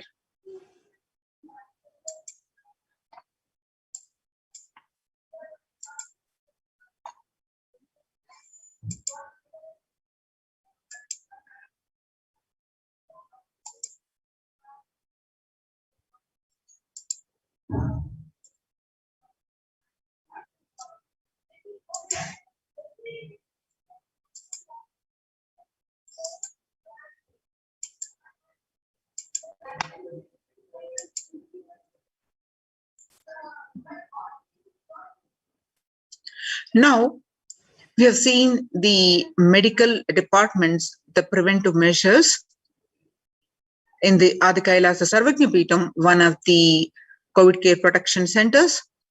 Now, we'll also see the Kailasas multi-layered quarantine opportunity for India during the COVID-19 as a practical solution for resulting in health, joy, and bliss. How the solutions are implemented across these protective centers and recognized by the United Nations. COVID-19, India reports the 41,195 new cases with 490 deaths in a just single day. The Akashic readings from Devi Parashakti reveal it causing the mental distress. And State of the World reports confirming the same. Not only people dying in crores and mental retardedness, you will also see minds getting collapsed.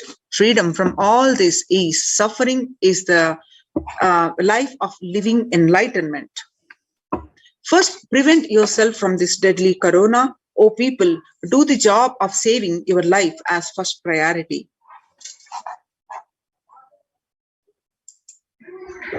Listen properly, people. The only way to protect yourself from this overflowing cosmic pralaya and from the demonic people who search for destruction for themselves and for others because of pralaya. Go to Adi Kailasa, getting shelter at the feet of Paramashiva. Save your life from corona and death. Academic crisis, mental collapse, and that is formed because of corona. Save yourself and move towards the living enlightenment. Move towards Paramashiva Paramporul, doing yoga and tapas, doing seva to all the devotees of Paramashiva. Live a good life.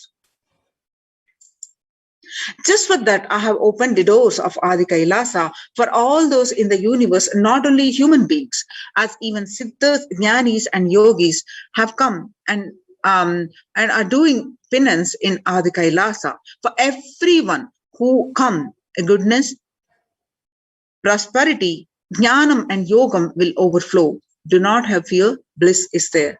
Do not have worry, I will protect with goodness. Happiness is there, enlightenment is there. Do not have fear, bliss is there. I am solving sufferings. I am the Samaya Purattu Kannatal who comes and helps at the right time.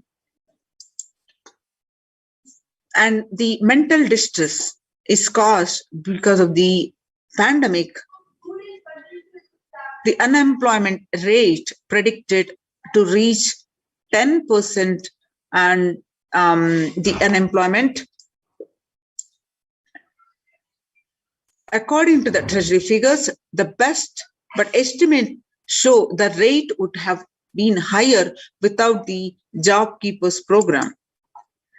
And the next reason is, along with the unemployment, the rising food world prices causing concerns among the people.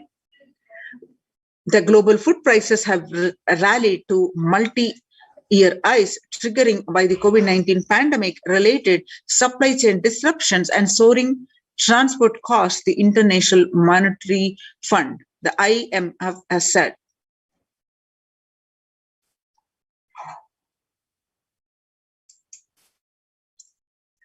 The revelations on the Devi Parashakti on 5th June 2021 about the concerns of the mental health across the world, and media articles also confirming the same on following the Devi revelations.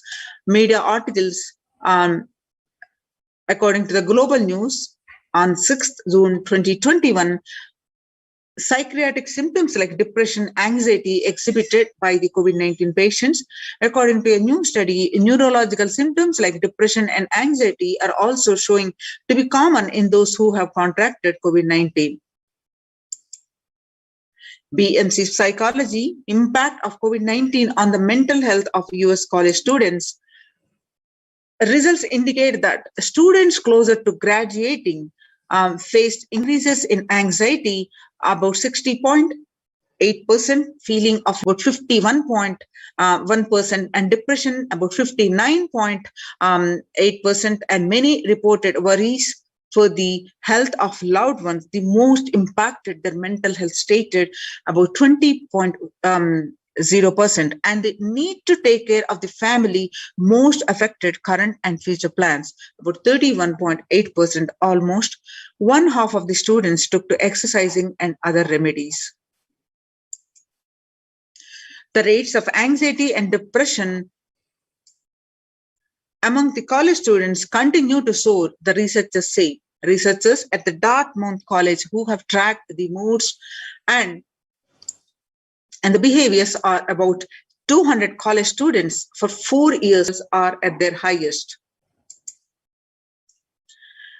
When they entered the school as a freshman in 2017, in the hopes of understanding how they behave, they have seen students' stress levels rise and fall, usually in tandem with the midterm and final exams. But since the onset of the coronavirus pandemic, rates of depression and anxiety have soared and have showed no signs of coming down, said the Andrew Campbell, a researcher and computer science professor. Coronavirus is a psychological trauma and PTSD event. Much has been said about the mental health crisis that is occurring related to the coronavirus pandemic. Much of this information has focused on the all-consuming anxiety, panic, and fear that many are experiencing. While this is important and needs to be at the forefront of discussions, something that has not been discussed is the psychologically traumatic nature of what our nation and our world is experiencing. The increased prevalence of post-traumatic stress disorder is expected to emerge as a primary factor driving the growth of the global post-traumatic stress disorder therapeutics market over the period of assessment. The global stress disorder, the post-traumatic stress disorder, PTSD, therapeutics market, what it was in 2019 and what it's going to be in 2027, there is a rise in 11.91%. According to the CNN by the United Nations, there is a high prevalence of mental distress in countries across the globe due to the coronavirus pandemic. According to the United Nations and the World Health Organization, the impact of the pandemic on the people's Mental health is already extremely concerning. World Health Organization Director General Tedros Adhanom said in a news release recently.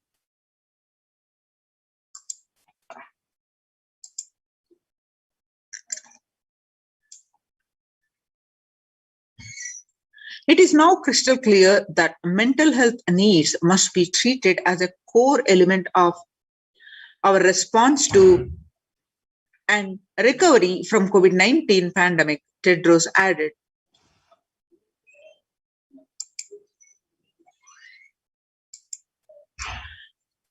And the solutions are yoga greatly improves mental, spiritual, and physical health.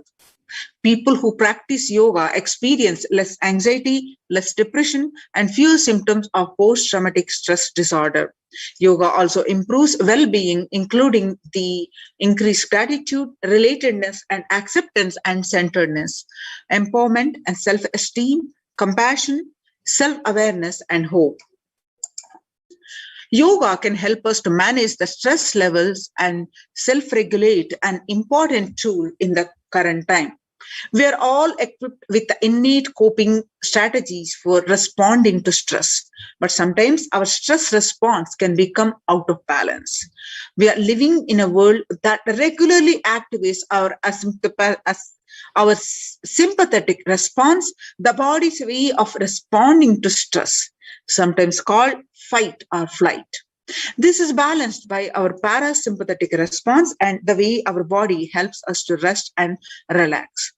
Yoga can help us bring our parasympathetic response back online and allows us to find balance.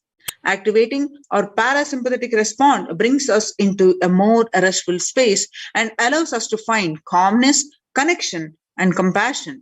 The deep mindful breathing of yoga and meditation stimulates the vagus nerve, which activates the parasympathetic nervous system and supports the self-regulation and stress management.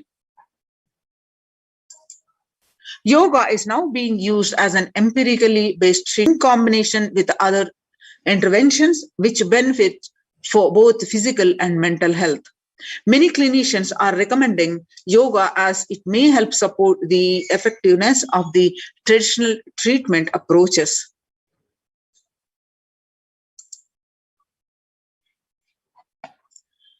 According to the Psychology Today, when we actively choose a tool of self-care, we better equip ourselves to survive and seek resilience in difficult circumstances. While this is but one tool, yoga offers the potential for connection and well-being, even in these challenging times.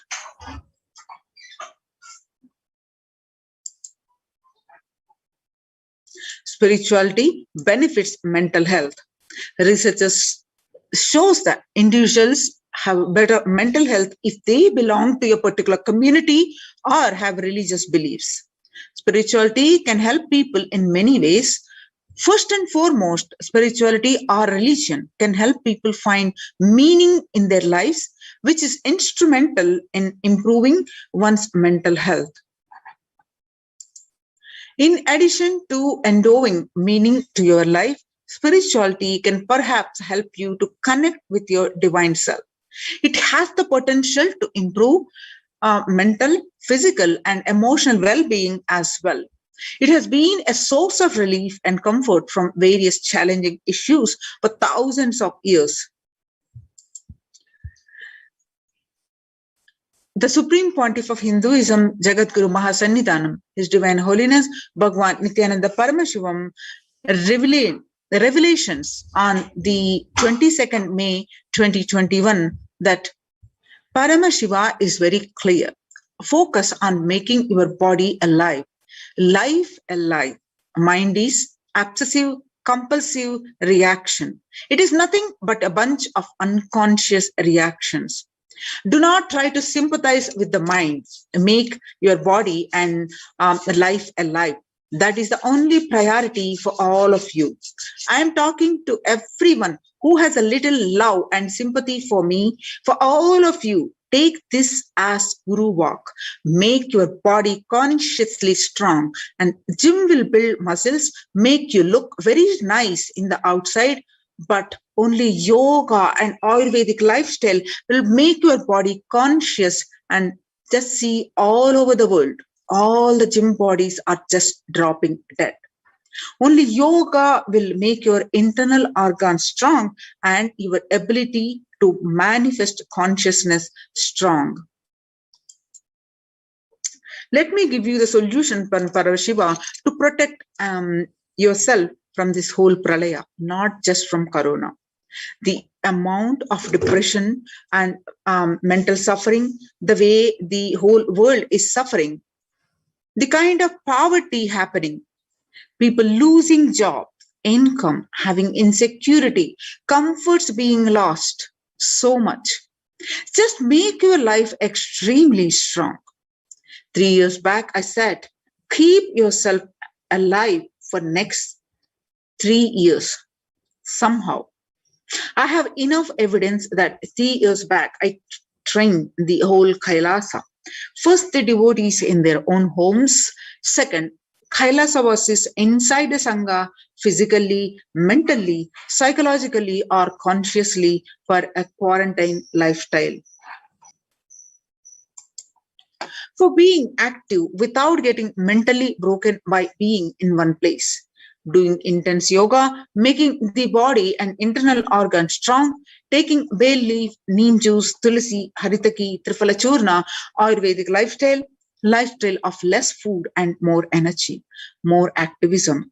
I only told it is for an important reason. Please wake up.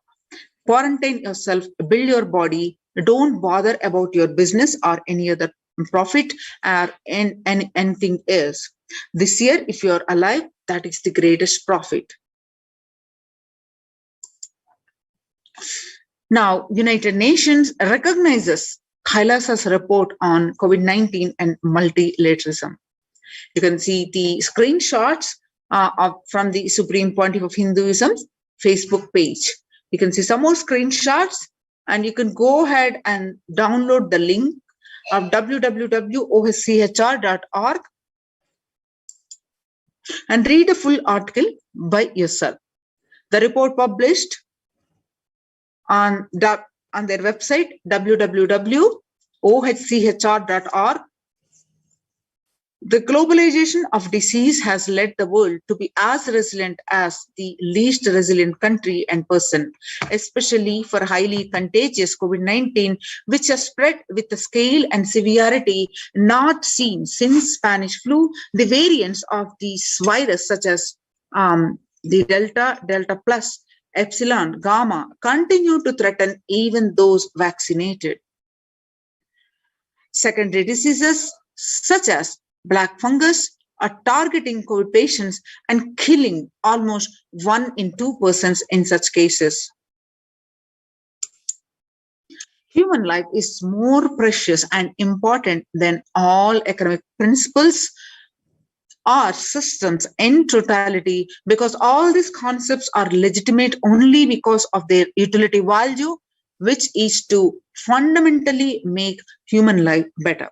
At least until this ongoing crisis ends, all economic policies related to money, banking, fixing prices of commodities, etc., need to be revised to make sure no human being suffers from hunger or the absence of required medical care. For this purpose, Kailasa has presented a detailed report on effective solution for COVID-19 on the through the multilateralism that was published by the United Nations on their website www.oschr.org.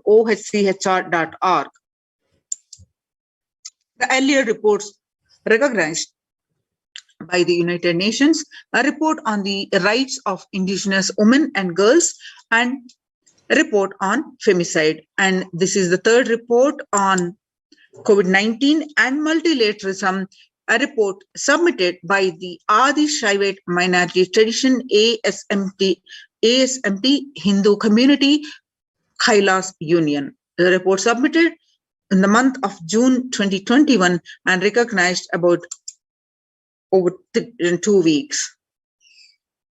So what are the key factors, key obstacles that are presented in this report are globalization of disease has led the world to be as resilient as the least resilient country and person, especially for highly contagious COVID-19, which has a spread with the scale and severity not seen since Spanish flu of the virus, of the variants of the virus, such as the Delta, Delta Plus, Epsilon, Gamma, continue to threaten even those vaccinations, such as black fungus, are targeting COVID patients and killing almost 1 in 2 persons in such cases.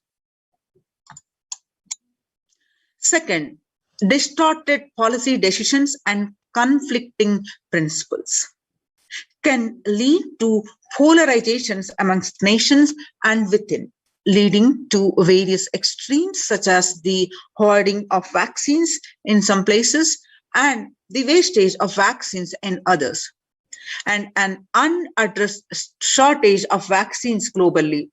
The pandemic has exposed the fragility of the global system. The disruption in the supply chain is especially worrisome for essential food supplies, which disproportionately affects the already most vulnerable even more. Fourth, the lockdowns have brought the global economy into crisis, bringing recessions and worsening unemployment rates. Frequent lockdowns and the ongoing threat of famine, especially in countries where the employment is predominantly informal, are exacerbating risks that starvation may cause more suffering than the virus itself. Far from the SDG to zero hunger, the number is now predicted to come close to 1 billion. You can see the supporting documentation here projected on the screen. Solutions. What are the key solutions presented? First, revised economic principles or policies.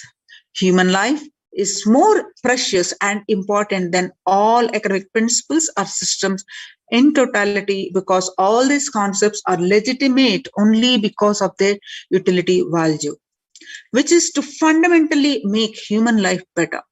At least until this ongoing crisis ends, all economic policies related to money, banking, fixing prices of commodities, etc. need to be revised to make sure no human being suffers from the hunger or the absence of required medical care. As per Hindu principles, the world is, including the economy, evolves through 5 phases: creation or growth,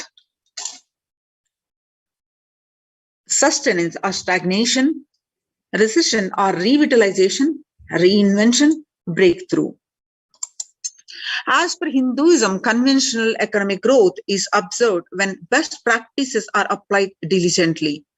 However, during the times of crisis led us to the 4th and 5th phases, wherein the need to reinvent and deliver a breakthrough becomes both a survival need and an opportunity to surpass any means and measures of conventional economic growth. According to the key nations, increased public expenditure during the Great Depression of 1929 improved the economy. However, the government never completely gave up trying to balance the budget, which resulted in it never spending enough to bring the economy out of recession until the Second World War. Similarly, the current crisis requires governments and to temporarily discard trying to balance the economic interests that compromise quarantine safety and put human life at risk, and rather reinvent their economic strategies and multilateral coordination for benefiting during the subsequent breakthrough period after the end of the crisis. The next solution presented is Hindu multilateralism. There is an immense inequality in the capacities of governments, organizations, and people in 2 groups. 1, health response. 2, economic recovery. Surviving the highly contagious COVID-19, where the world is only as resilient as the least resilient country and person, that requires the government, organizations, and people to collectively address the crisis. From 3200 BCE, 56 nations in Asia had multilateral treaties based on the Hindu principle Vasudhaiva Kutumbakam. That is, the entire world is my family.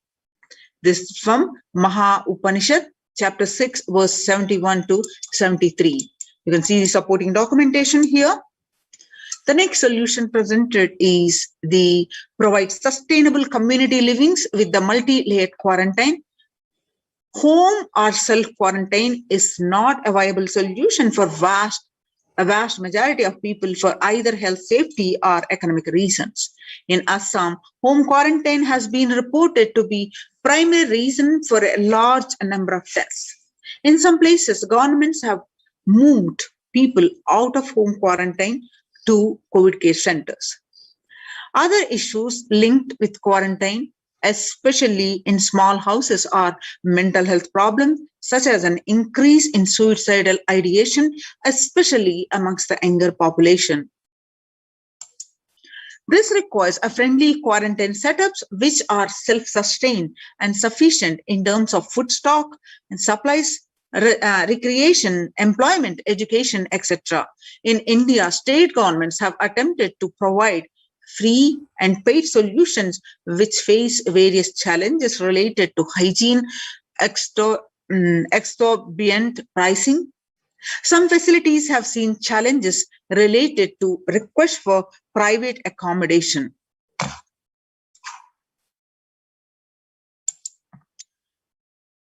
Experimental townships such as Araville have demonstrated a fair amount of success in creating a friendly, safe, compliant quarantine facility. However, solutions such as Araville are not open to public.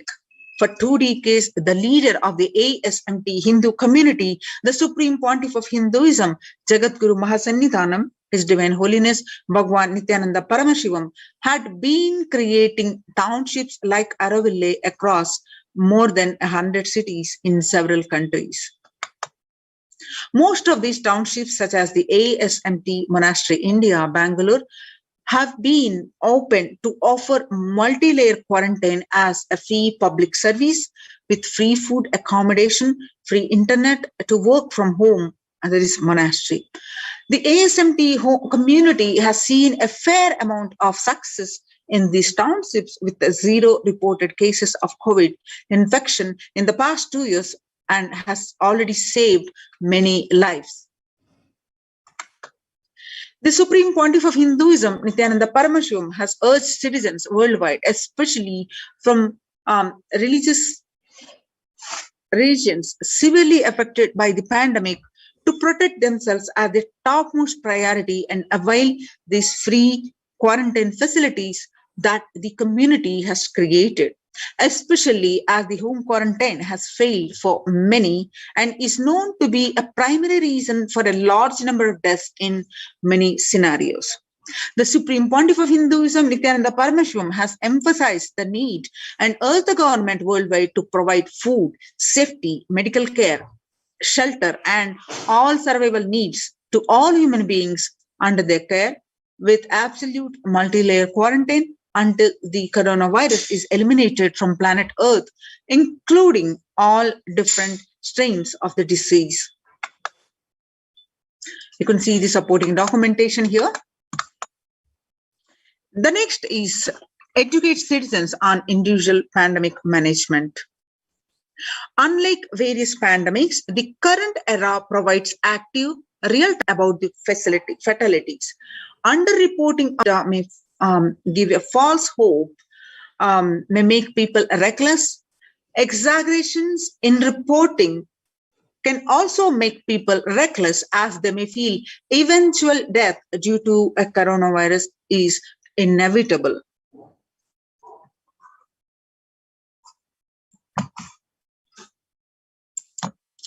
Proper education is extremely crucial as it will dramatically reduce the number of deaths and reduce the challenge on the healthcare systems.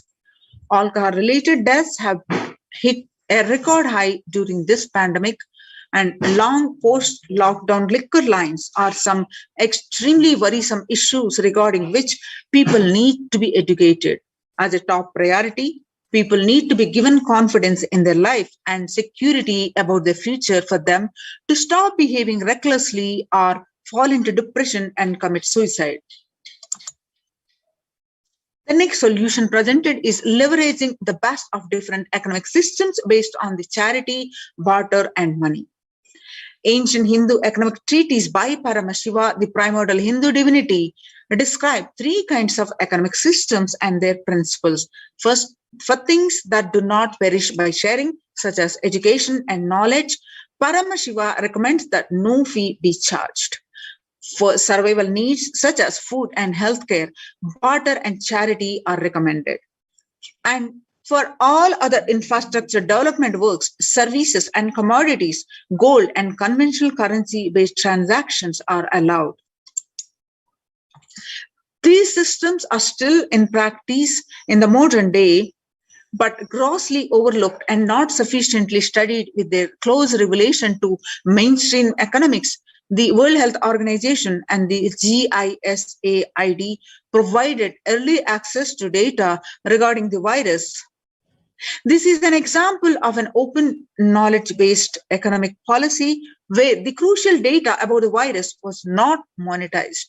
Similarly, South Korea helped the USA access masks and testing kits, and there was a hope that this would lead to a reciprocal arrangement in terms of vaccines, which is like a barter-based model allowed in food and healthcare.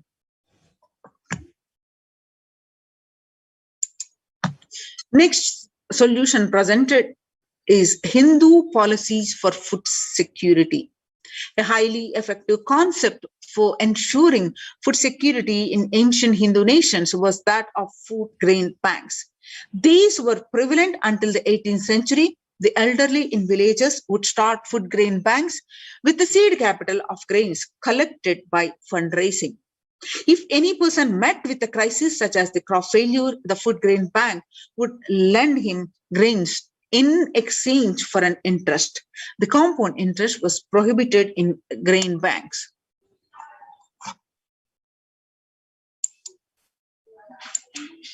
With the debtor was expected to return with the principal grain amount during the next harvest. The bank would expand its reserves of food grains based on interest earned and donations.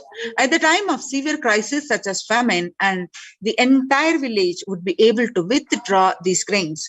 And if required, all such grain loans would be written off on humanitarian grounds. In Hindu temples, food is shared for free as a policy. This was the case in both ancient times and in modern times. For 27 years, every month, the Hindu ASMT community has served more than 3 million free organic meals, and in religious gatherings to everyone without discrimination, and has served over 1 billion free meals in total. Such private and public efforts are crucial to ease the threats of starvation, which is estimated to hit 1 billion people worldwide. Next solution presented is monitor global health. The crisis requires governments to take aggressive, proactive measures to monitoring health.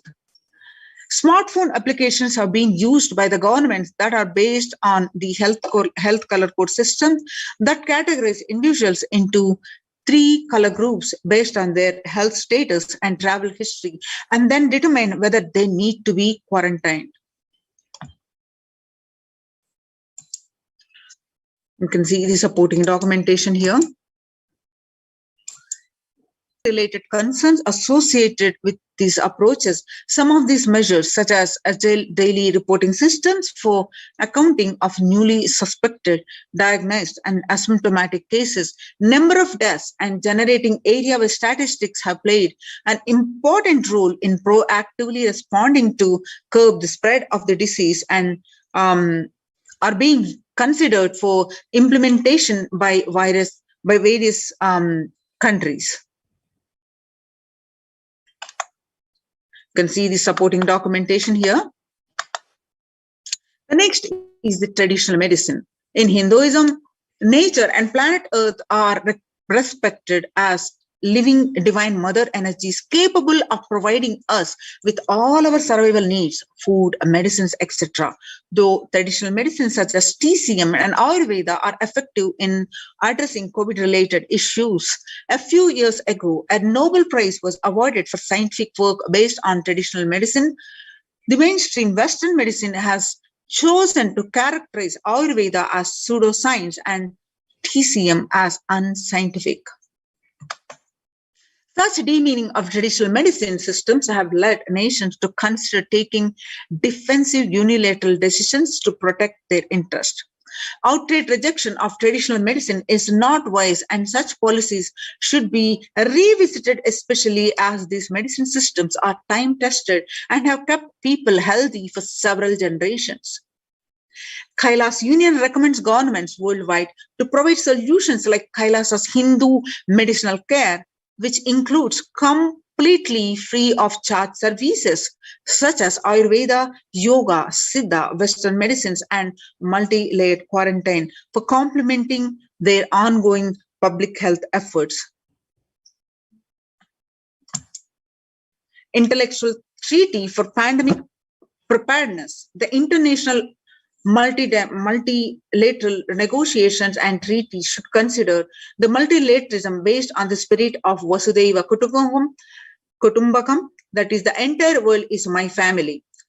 Second, the prioritizing importing education and individual pandemic management and giving hope to people.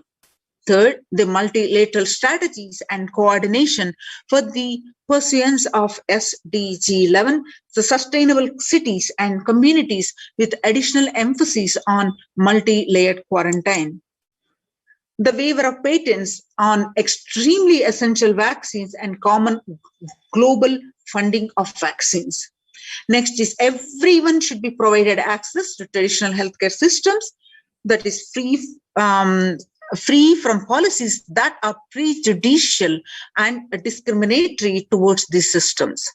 The creation of food grain bank systems and other traditional economic systems as described in this report would help the most vulnerable people of the world protection without disrupting life and economy such that the effects of lockdown are unnoticeable. You can see the supporting documentation here.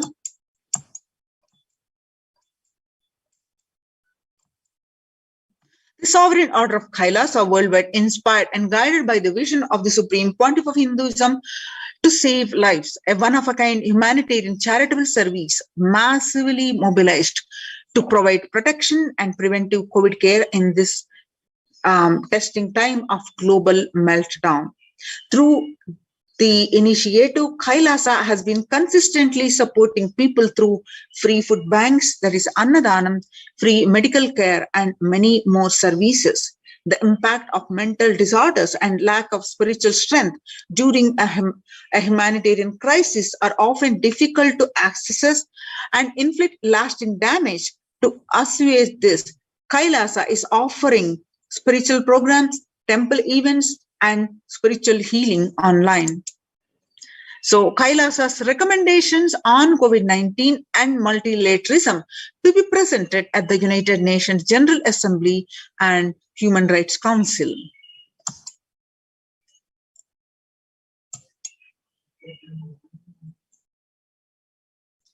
So Kailasa's report on recommendations on an international treaty on COVID got accepted and published by the United Nations.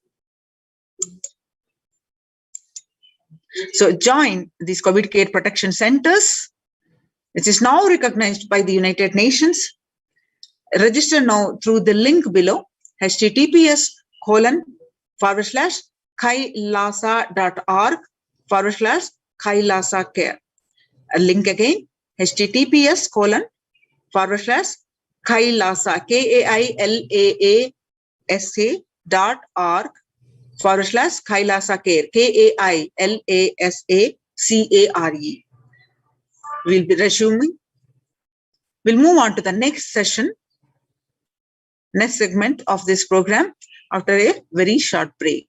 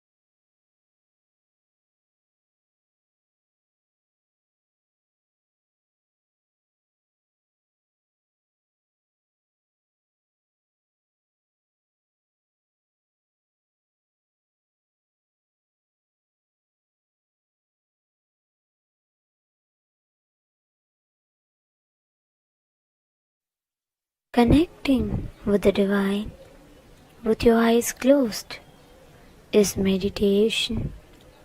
Connecting with the divine with your eyes open is darshan. Come, let us all now move from meditation to darshan. Slowly, very slowly, please open your eyes.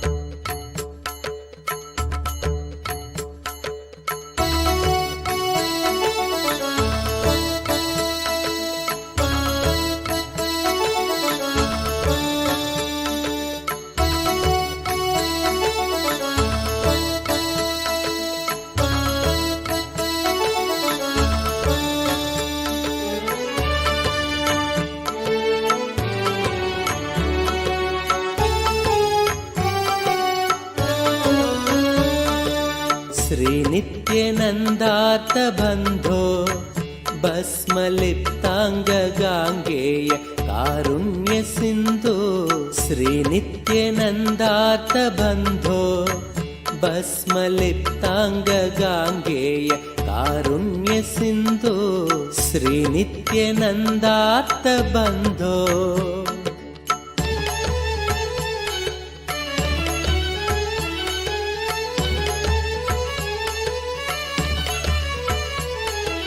रुद्राक्षधारिन् नमस्ते रौद्ररोगं हरत्वं परारेर्गुरोर्मे रुद्राक्षधारिन् नमस्ते रौद्ररोगं हरत्वं परारेर्गुरोर्मे राकेन्दुवक्त्रं भवन्तं माररूपं कुमारं भजे कामपूरम् राकेन्दुवक्त्रं भवन्तं माररूपं कुमारं भजे कामपूरम् श्रीनित्यानन्दा नमस्ते गुरुनित्यानन्दा नमस्ते श्रीनित्यानन्दा नमस्ते गुरुनित्यानन्दा नमस्ते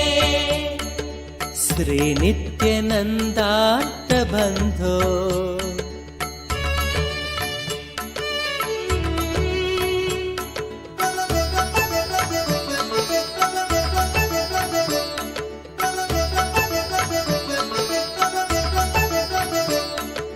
मां पाहि रोगाद् रोगादघोरात् मङ्गलापाङ्गपादेन भङ्गात् स्वराणां मां पाहि रोगादघोरात् मङ्गलापाङ्गपादेन भङ्गात् स्वराणां कालाच्च दुष्पाककुलात् कालकालस्य सूनुं भजे क्रान्तसानुं कालाच्च दुष्पाककुलात् कालकालस्य सूनुं भजे क्रान्तसानुं श्रीनित्यानन्दा नमस्ते गुरुनित्यानन्दा नमस्ते श्रीनित्यानन्दा नमस्ते गुरुनित्यानन्दा नमस्ते श्रीनित्यानन्दात्तबन्धो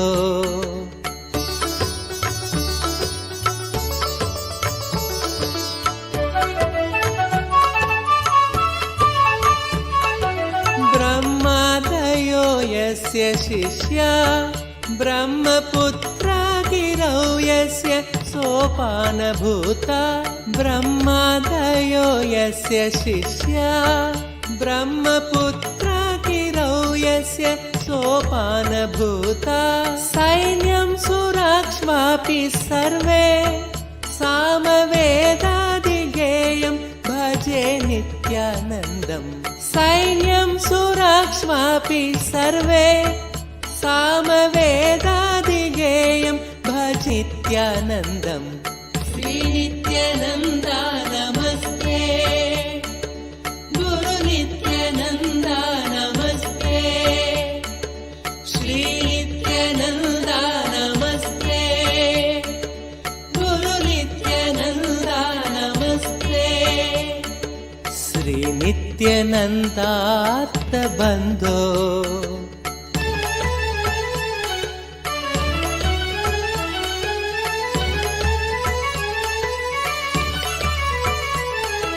काषाय संवीतगात्रं कामरोगादिसंहारि भिक्षान्नपात्रं काषाय संवीतगात्रं कामरोगादिसंहारि भिक्षान्नपात्रं कारुण्यसम्पूर्णनेत्रं शक्तिहस्तं पवित्रं भजे नित्यानन्दम् पूर्णनेत्रं शक्तिहस्तं पवित्रं भजे नित्यानन्दम् श्रीनित्यानन्दा नमस्ते गुरुनित्यानन्दा नमस्ते श्रीनित्यानन्दा नमस्ते गुरुनित्यानन्दा नमस्ते श्रीनित्यानन्दात्तबन्धो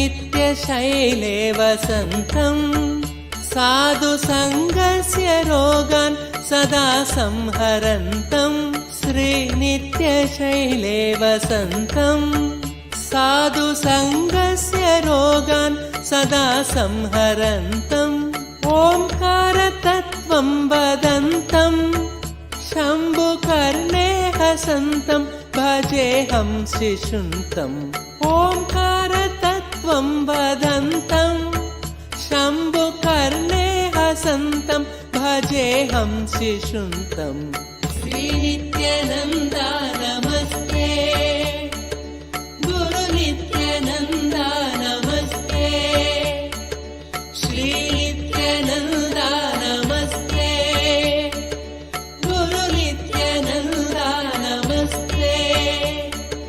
श्रीनित्यानन्दार्थबन्धो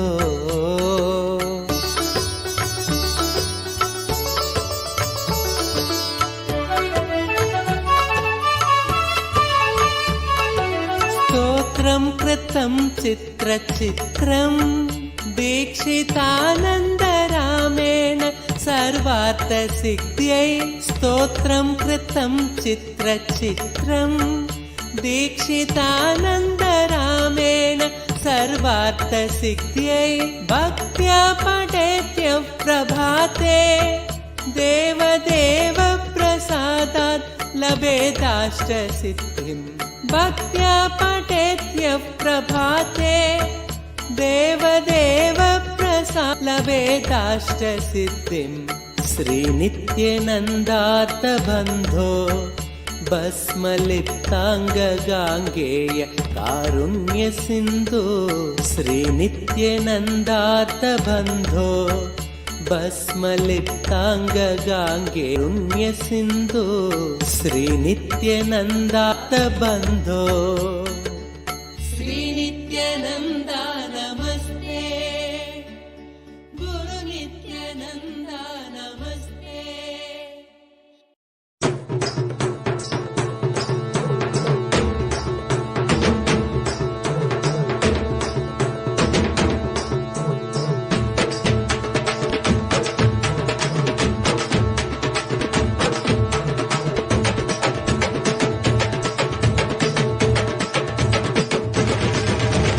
வெள்ளிமலை கைலை விட்டு நித்யானந்தனே தங்கமலை அருணை வந்தாய் நித்யானந்தனே வெள்ளிமலை கைலை விட்டு நித்யானந்தனே தங்கமலை அருணை வந்தாய் நித்யானந்தனே நித்யானந்தனே நீ பரபிரம்மானந்த ஞானி ஆனந்தானுபவத்தை இங்கு அருள வந்த சாமி நித்யானந்தனே நீ பரபிரம்மானந்த ஞானி ஆனந்தானுபவத்தை இங்கு அருள வந்த சாமி வெள்ளிமலை கைலை விட்டு நித்யானந்தனே தங்கமலை அருணை வந்தாய் நித்யானந்தனே வெள்ளிமலை கைலை விட்டு நித்யானந்தனே தங்கமலை அருணை வந்தாய் நித்யானந்தனே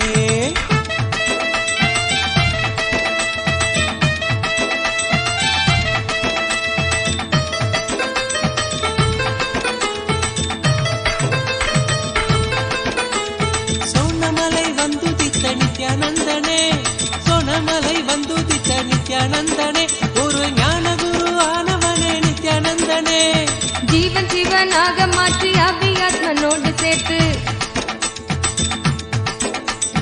ஜீவன் சிவனாக மாற்றி அபியாத்மனோடு சேர்த்து ஆனந்தத்தின் எல்லை காட்டும் நித்யானந்தனே நித்யானந்தனே நீ பரபிரம்மானந்த ஞானி ஆனந்தானுபவத்தை இங்கு அருள வந்த சாமி நித்யானந்தனே நீ பரபிரம்மானந்த ஞானி ஆனந்தானுபவத்தை இங்கு அருள வந்த சாமி வெள்ளிமலை கைலை விட்டு நித்யானந்தனே தங்கமலை அருணை வந்தாய் நித்யானந்தனே வெள்ளிமலை கைலை விட்டு நித்யானந்தனே தங்கமலை அருணை வந்தாய் நித்யானந்தனே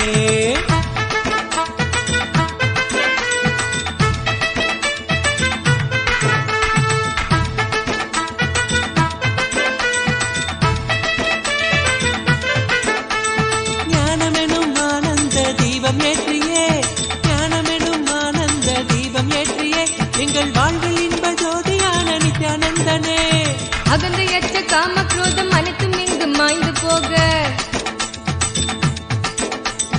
அகந்த எச்ச காம குரோதம் அனைத்தும் இங்கு மாய்ந்து போக தியானம் தெய்வமே நித்யானந்தனே நீ பரபிரம்மானந்த ஞானி ஆனந்தானுபவத்தை இங்கு அருள வந்த சாமி நித்யானந்தனே நீ பரபிரம்மானந்த ஞானி ஆனந்தானுபவத்தை இங்கு அருள வந்த சாமி வெள்ளிமலை கைலை விட்டு நித்யானந்தனே தங்கமலை அருணை வந்தாய் நித்யானந்தனே வெள்ளிமலை கைலை விட்டு நித்யானந்தனே தங்கமலை அருணை வந்தாய் நித்யானந்தனே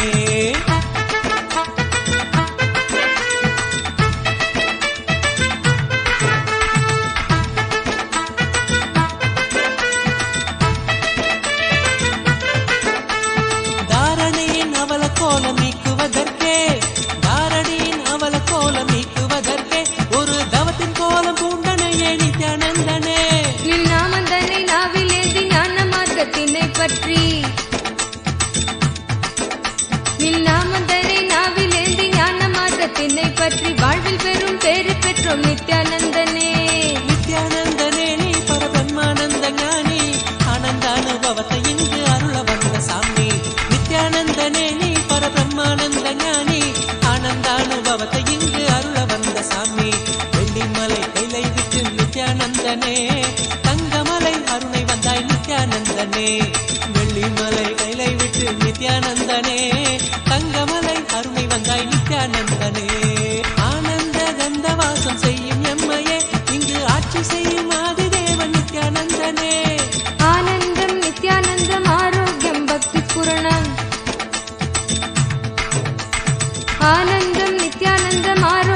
பக்தி ஸ்புரணத்தோடு தியான சிகிச்சை தந்த நித்யானந்தனே. நித்யானந்தனே நீ பரபிரம்மானந்த ஞானி ஆனந்த அனுபவத்தை இங்கு அருள வந்த சாமி. நித்யானந்தனே நீ பரபிரம்மானந்த ஞானி ஆனந்த அனுபவத்தை இங்கு அருள வந்த சாமி. வெள்ளிமலை கைலை விட்டு நித்யானந்தனே தங்கமலை அருளை வந்தாய் நித்யானந்தனே. நித்யானந்தனே நீ பரபிரம்மானந்த ஞானி ஆனந்த அனுபவத்தை இங்கு அருள வந்த சாமி. நித்யானந்தனே நீ பரபிரம்மானந்த ஞானி ஆனந்த அனுபவத்தை இங்கு அருள வந்த சாமி.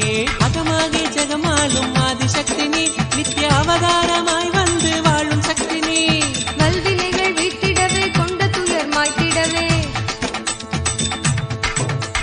வல்வினைகள் வீட்டிடவே கொண்ட துயர் மாய்த்திடவே வாழ்வின் பொருளாக நின்ற நித்திய சக்தி நீ.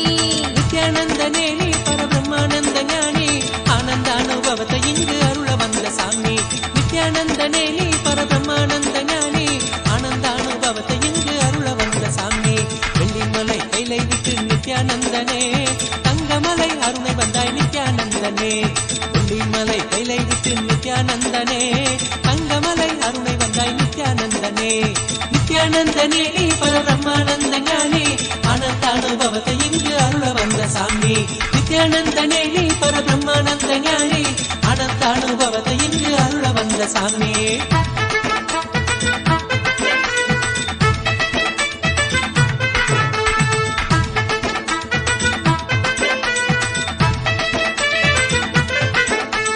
ஞானபீட தாரகையாம் நித்யானந்தனே எங்கள் வாழ்வில் சாரமானவனே நித்யானந்தனே. ஞான கருத்திலே திளைத்து வாழ்வில் பற்றுதல் கடக்க, ஞான கருத்திலே திளைத்து வாழ்வில் பற்றுதல் கடக்க தாளினையே பற்றுகின்றோம் நித்யானந்தனே. நித்யானந்தனே நீ பரபிரம்மானந்த ஞானி ஆனந்த அனுபவத்தை இங்கு அருள வந்த சாமி.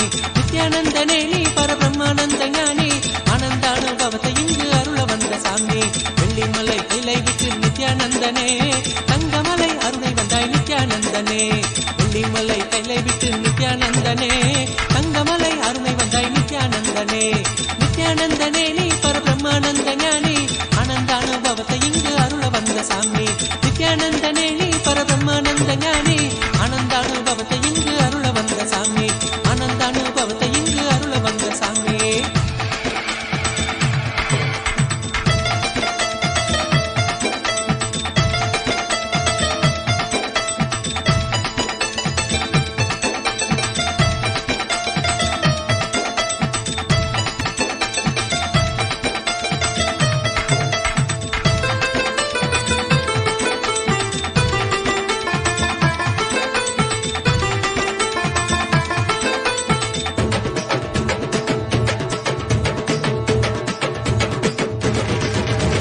வெள்ளிமலை கைலை விட்டு நித்யானந்தனே தங்கமலை அருணை வந்தாய் நித்யானந்தனே. வெள்ளிமலை கைலை விட்டு நித்யானந்தனே தங்கமலை அருணை வந்தாய் நித்யானந்தனே. நித்யானந்தனே நீ பரபிரம்மானந்த ஞானி ஆனந்த அனுபவத்தை இங்கு அருள வந்த சாமி. நித்யானந்தனே நீ பரபிரம்மானந்த ஞானி ஆனந்த அனுபவத்தை இங்கு அருள வந்த சாமி. வெள்ளிமலை கைலை விட்டு நித்யானந்தனே தங்கமலை அருணை வந்தாய் நித்யானந்தனே. வெள்ளிமலை கைலை விட்டு நித்யானந்தனே தங்கமலை அருணை வந்தாய் நித்யானந்தனே.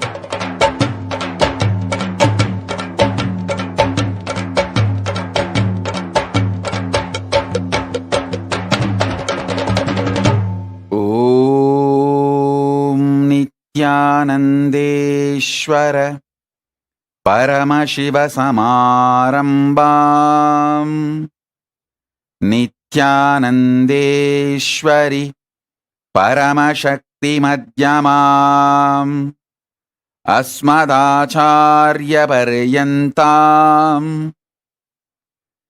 वन्दे गुरुपरम्पराम्.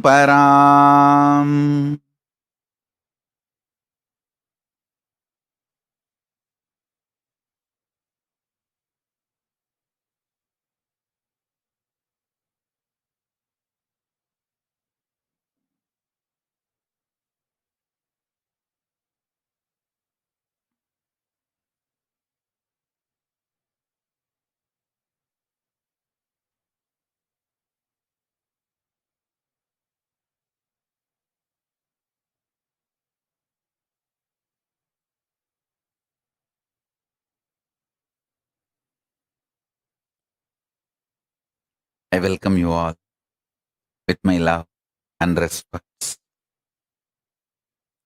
I welcome all the living, practicing Hindus, everyone sitting with us all over the world. I welcome all of you with my love and blessings.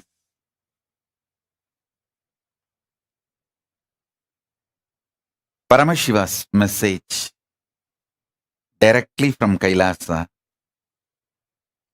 Listen.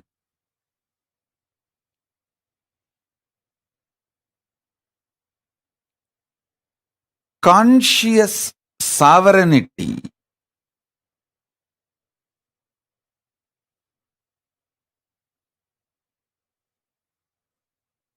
not only brings you the freedom, it brings right purpose for your freedom. Not just health, right reason why you should be healthy. Not just wealth, right reason why you should be wealthy. Not just freedom, right reason what for you need freedom, what kind of freedom you need. Understand? Not just powers, what kind of powers you need for your fulfillment. Not just freedom, bringing the purpose for your freedom.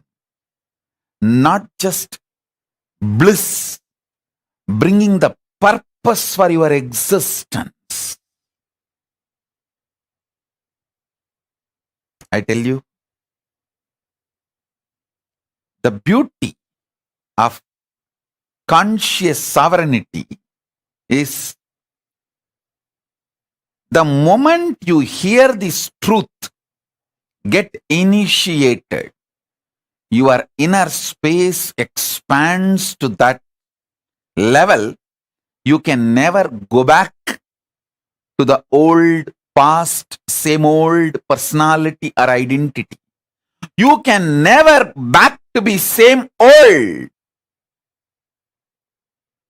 That is why that initiation is always called, Shakti Pada is always called, giving you second birth, rebirth.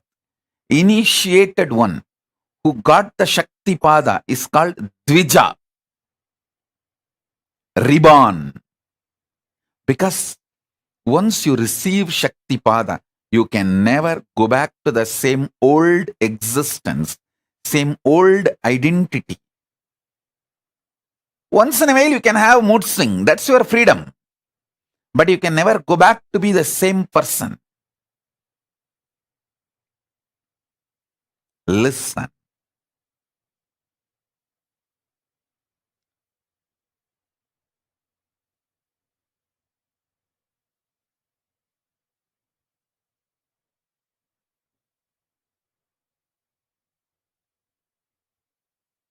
The most beautiful, absolutely beautiful thing that can happen to life is constantly delete past, constantly upgrade yourself.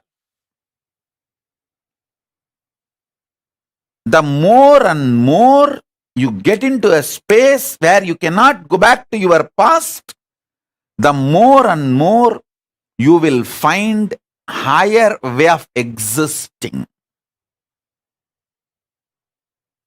higher form of existing. Listen, I have seen some of the most beautiful beings in my life. My own Guru, Arunagiri Yogeshwara himself. An extraordinarily beautiful and graceful. I have seen most graceful, beautiful beings in my life from all walks of life. My own Guru, Arunagiri Yogeshwara, Raghupati Yogi, Ram Surat Kumar,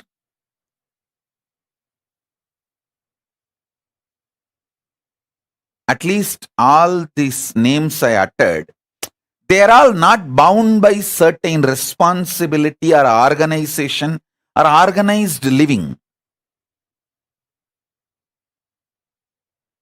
But living inside the organization, very organized living, but very graceful beings I have seen. Srimad Swami Gautamananda ji.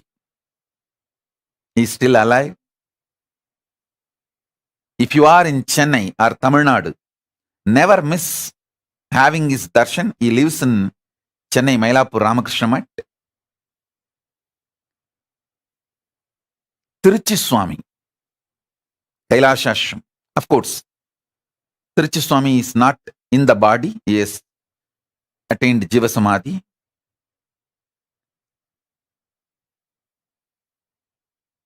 Some of these beings, especially Srimad Swami Gautamananda ji, he is within the organization. Very organized living. But I have seen him in close quarters. The kind of the conscious sovereignty he manifests. An absolute clarity. Extremely powerful understanding of Vedanta, highest truths, unimaginable. Same way, Swami Kamalatmananda, he is still alive. He is the head of the Madurai Ramakrishna Mat. I had the fortune of sitting at his feet and learning. He radiates the grace of Shiva Bhakti. I have seen such wonderful people in my life who demonstrated, who proved that conscious sovereignty, manifesting it, living it is possible in all walks of life. In all walks of life. Whether you are a free living individual or living in an organization or even married and living with wife, a householder life. I have seen so many graceful people in my life radiating conscious sovereignty. Listen carefully. Some of the greatest revelations I received from my Guru, Arunagiri Yogeshwara. And when I started implementing it in my life,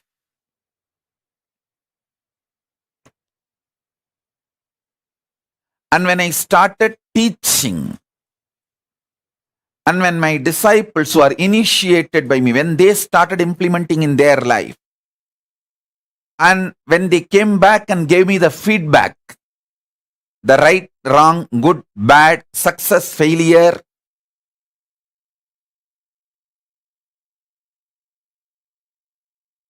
compilation of all this knowledge,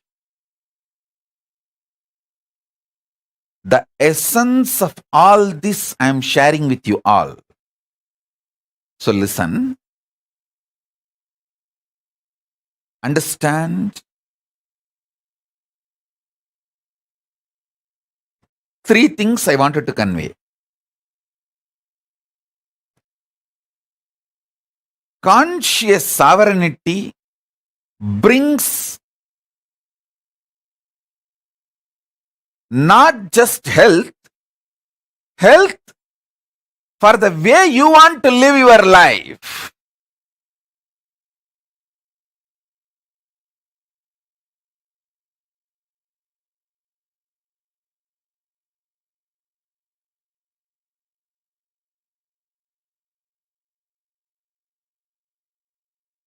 Conscious sovereignty not just brings freedom, it brings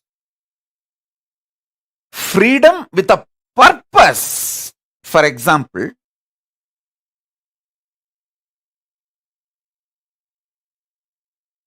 when you are suffering with diabetes,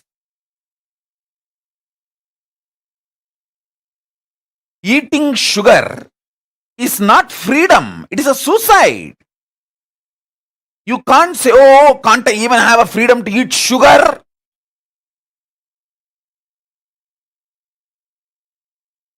People cry, saying, are they kept in prison? Don't they have the freedom to eat sugar? Hey, listen. When you are having diabetic, freedom to eat sugar is not free.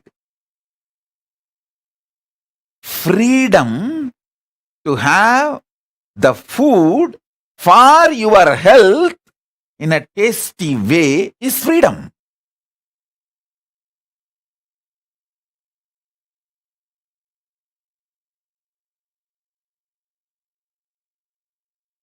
Freedom to do what you want with the right purpose is freedom. See, realizing the right purpose of your life and having freedom to live it, progress towards it is freedom. I feel so happy when I see Soumya and her mother, both of them in the Hyderabad, when they come and religiously they will sit. Especially mother is elderly person, but even if she feels little sleepy, because now it is already 11 o'clock late night in India, but I have never seen her missing the satsang. Actually, this is freedom.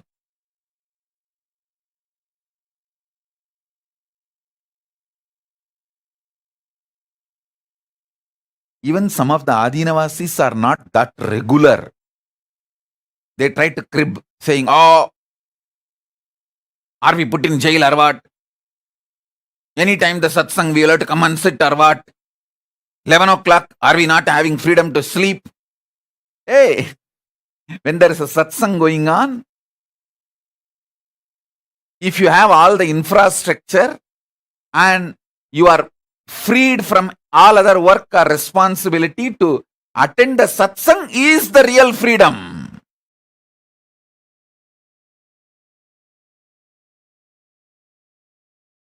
Purpose.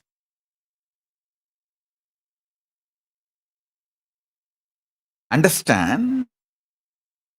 Freedom for your purpose is the freedom.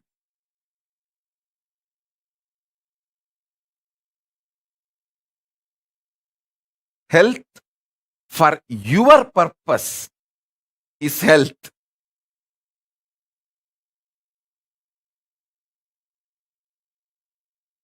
wealth for your purpose is wealth. I tell you, last 3 years studying many different ideas about economy and many different countries' economy policies, how it is geopolitical centered, how it is the ideology like communism or socialism or capitalism centered, and how various countries function their economy. There are some countries which gives high interest for deposits. There are some countries which gives minus interest, means they take money from you to keep your money. So all kinds of economies I studied. I wanted to tell you all few things.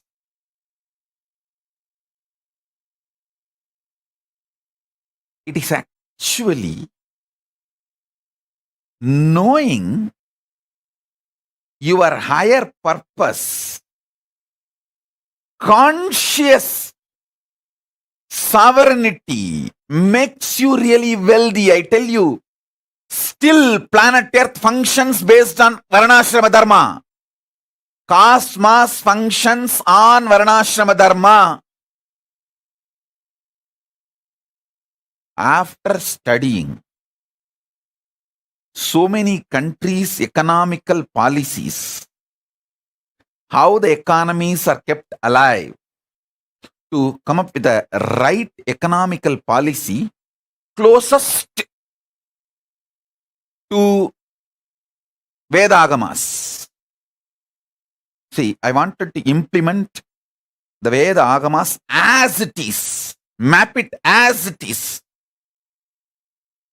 So the closest possible structure on which I can map, so I can fine tune the whole thing to focus as Paramashiva wanted, the whole Vedagamic civilization.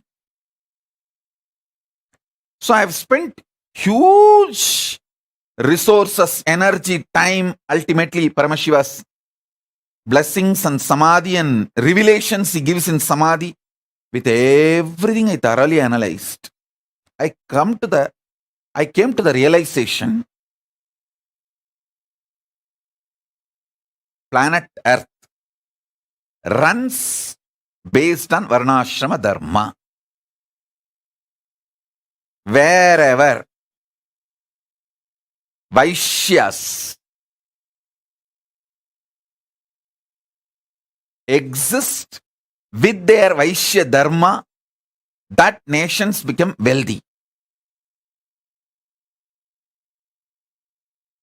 The economical intellectuals, their thought currents, and the ecosystem they want to nourish.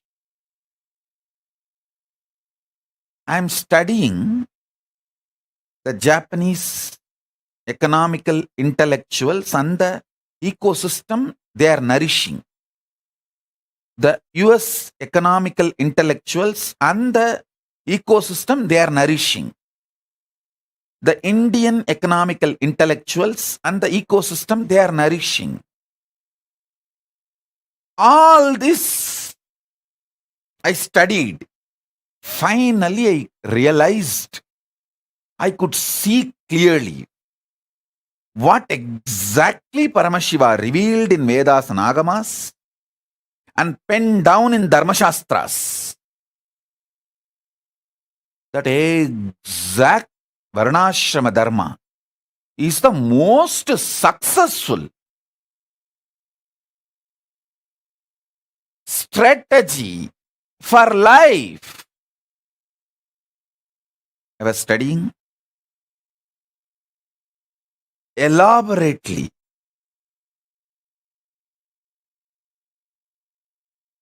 I'll give you just understandings. This will be directly useful for your life.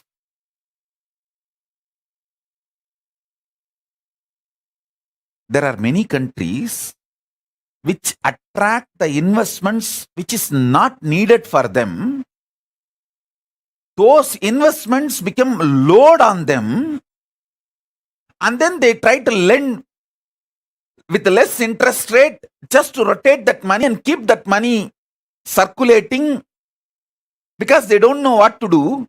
And those loans become NPAs, non-performing assets, in 3 to 5 years. It's a vicious circle. They are caught in vicious circle, having wealth without purpose. The conscious sovereignty is not nourished. Listen. If the conscious sovereignty in you is nourished, you build muscles, not fat. You build strength, not load. Same way in your economic principles.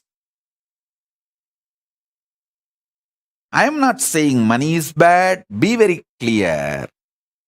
Money is good when you have the purpose. If not, you will not know what to do with it. I have always seen how the Indian middle class people think, first let me become engineer, then I will think what I want to become in my life. By the time you become engineer, you are already a fool and you don't know what to do with your life. And you don't even, see, actually after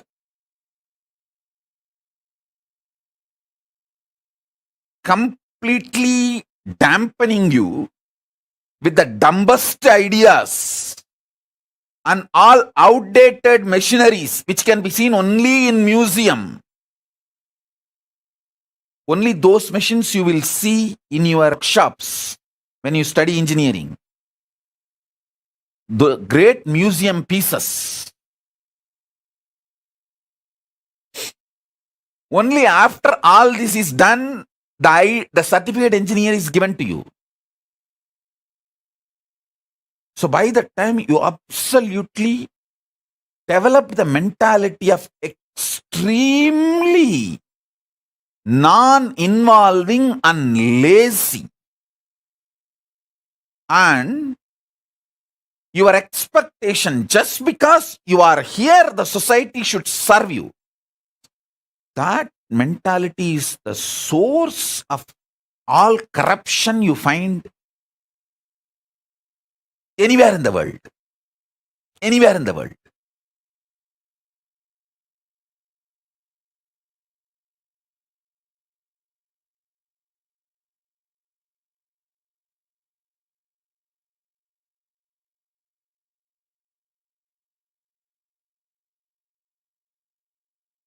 Listen carefully.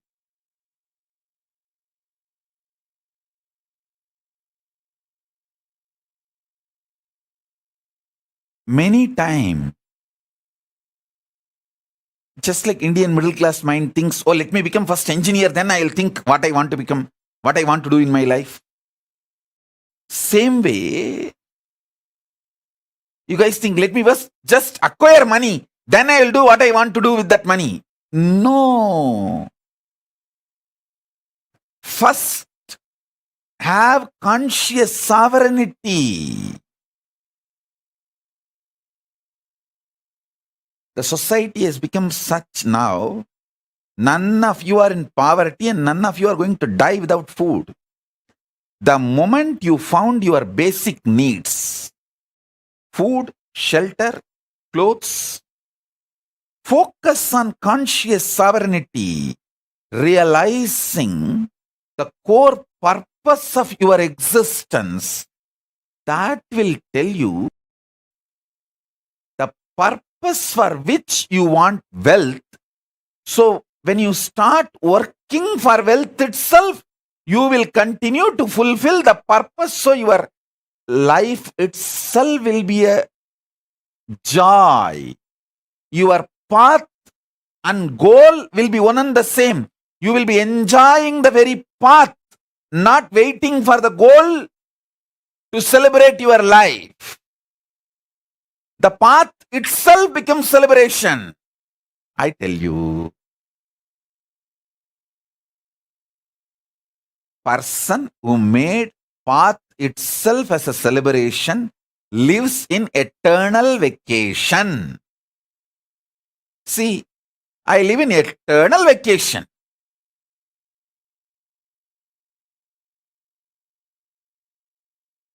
I work 24/7 and I live in eternal vacation. I work actually 24/7 in multiple dimensions, multiple time, not just horizontal time zones, vertical time zones also.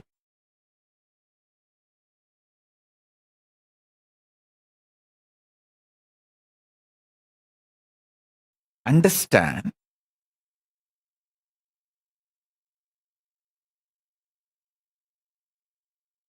especially if you are young. When I say young, connected with me below 30. If you have connected with me below 30, you are eternally young. I will never let you age. I don't like getting aged. I like getting matured, but I don't like getting old or getting aged. So I will not do anything to you which I don't like. I will keep you eternally young. If you met me before 30, you are blessed. This is the time to find conscious sovereignty. Focus on that. If you met me before 30, I make you 16 and keep you 16 ever. Listen. When you find the idea of conscious sovereignty, you will never do the stupidity of questioning your life. Oh, why can't I eat sugar? Eating sugar is not wrong. But when you have diabetes, eating sugar is suicidal. So you are not controlled saying don't take sugar. You are protected.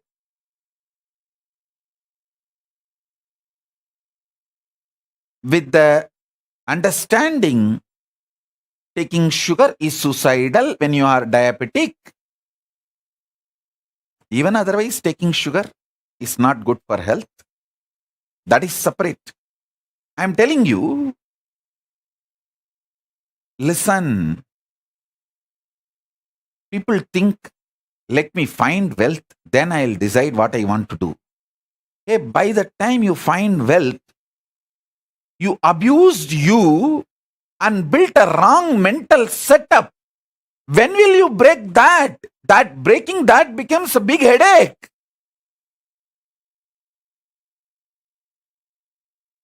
I tell you, with conscious sovereignty, if you find wealth, you will live in absolute aparigraha. I tell you. Listen, I have seen some of the most graceful beings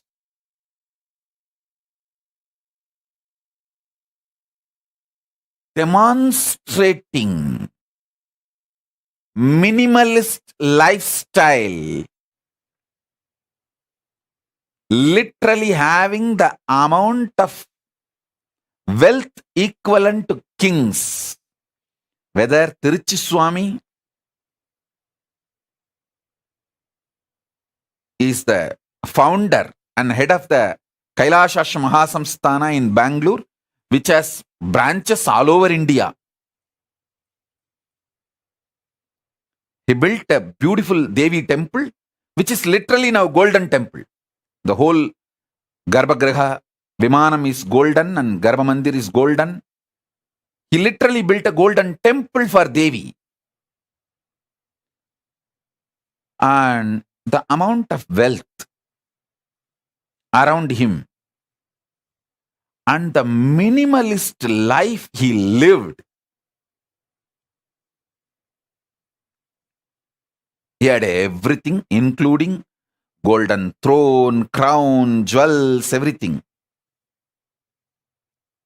He will sit in the golden throne, silver throne, on those timings when he is receiving the Pada Puja or when he is doing his responsibilities.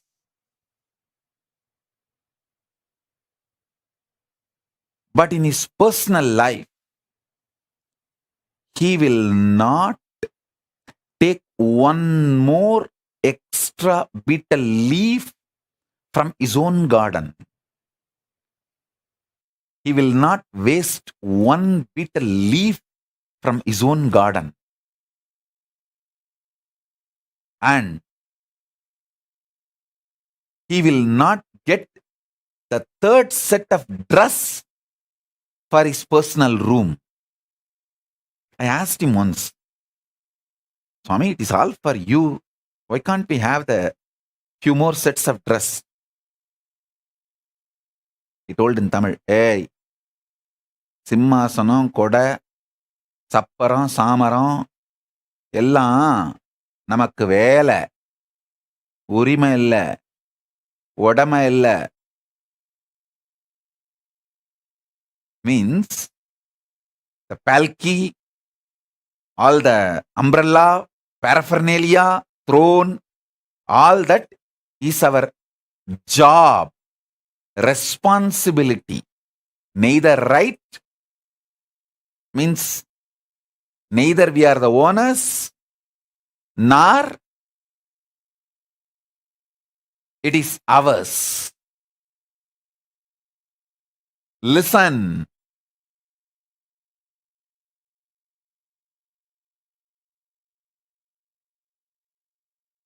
When you find conscious sovereignty, you will have the ultimate clarity about wealth. Why wealth? And you will accumulate it with the right mental setup. Wealth will never bind you. It will only be under you.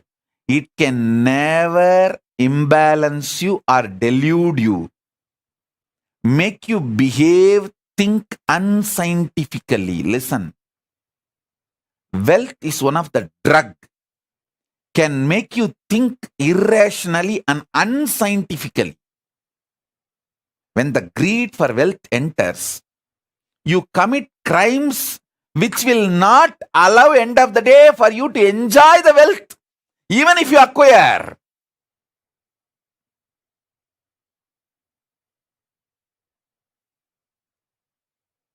That's the funny thing. Listen, greed for wealth is nothing but unconscious lifestyle. The conscious sovereignty will make you realize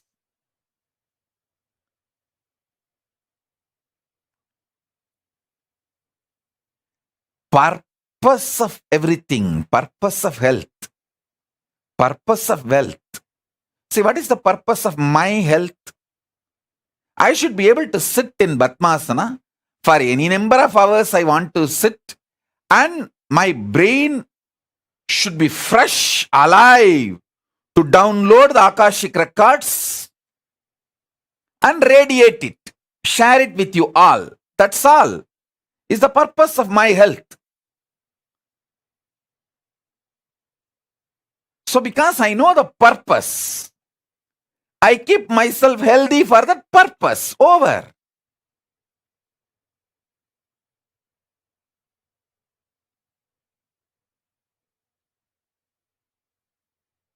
My purpose is my body should cooperate with me to be in samadhi continuously and sit and initiate people, teach people whenever I want to do. That's all. Because the purpose is clear. I keep myself healthy for that. Many times, people want to be healthy, they start building six-pack, gymming, bodybuilding, all that. But after a few days, that six-pack and muscles, bodybuilding, the showing, that becomes so important and addictive. People take the banned drugs, steroids to look and lose health. Please understand, there are many people who build body so unconsciously without knowing the purpose. They lose the body itself in the process of building the body. See how many bodybuilders die.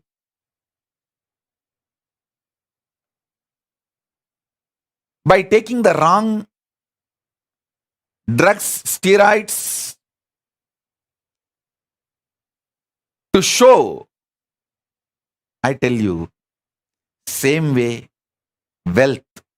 There are so many people unconsciously acquired wealth and don't know what to do. That load kills them.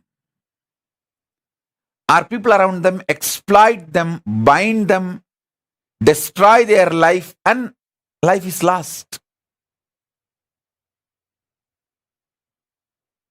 So in every level,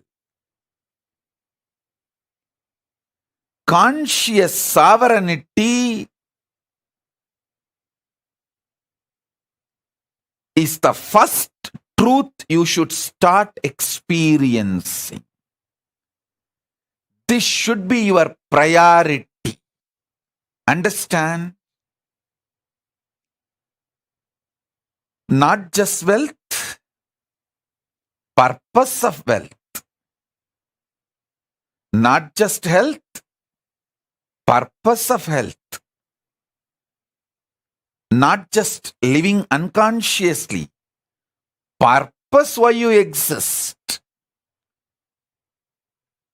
is the basic need for life. Listen.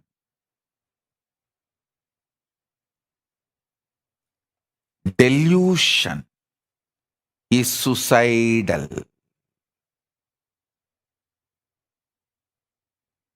Delusion is suicidal.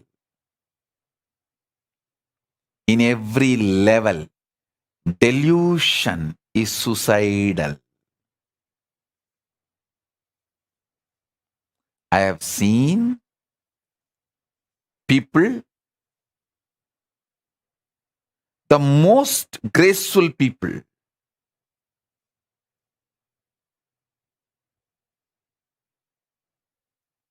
and I have also seen most stupid people. I have seen people not just talking something in the morning, talking something in the evening. Even in one conversation, the beginning they will talk some logic, and just in few statements they will completely opposite to the logic with which they started. I have seen sometimes people having one logic and talking for the other logic. I have seen that level loses. That kind of deluded people.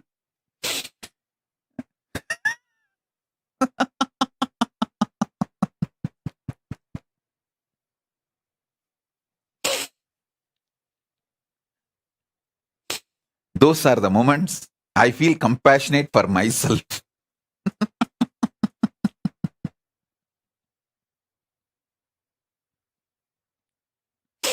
I feel really compassionate for myself.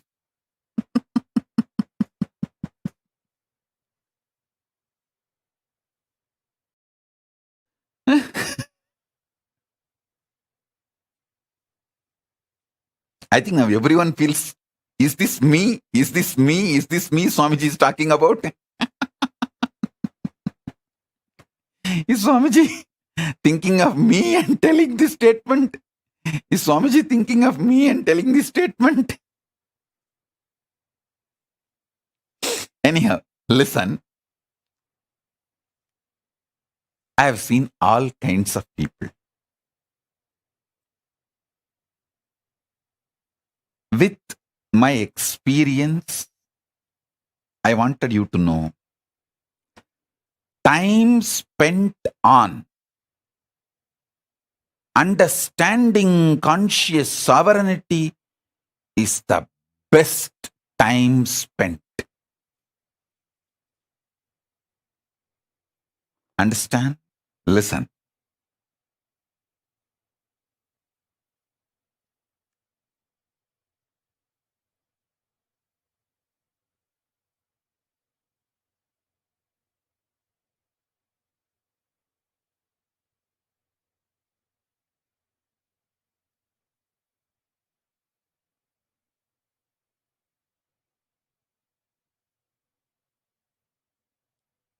Even manifesting powers manifest the right power for your purpose. Understand? The purpose you want to exist.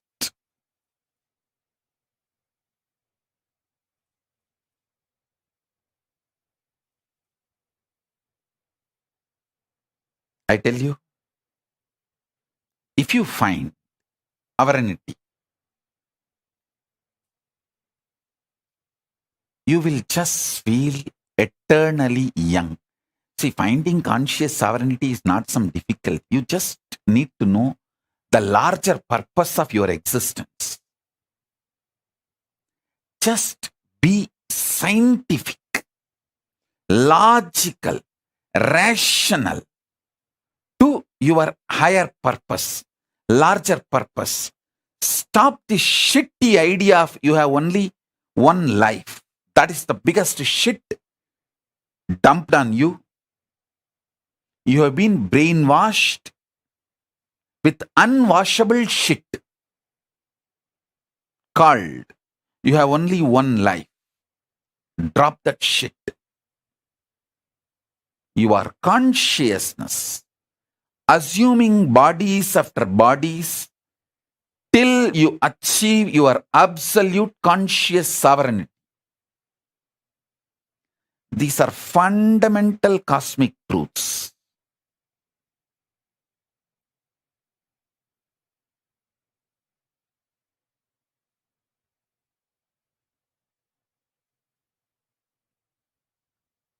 Start looking at your life with these fundamental cosmic truths.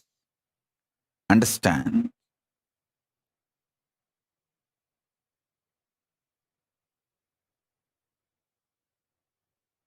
Stop associating yourself with the delusion or the impact of drug called delusion on your brain as you. See, the impact of the delusion drug on your brain forms a fog called mind. You associate yourself with that and make your life's decisions, which is absolute unscientific.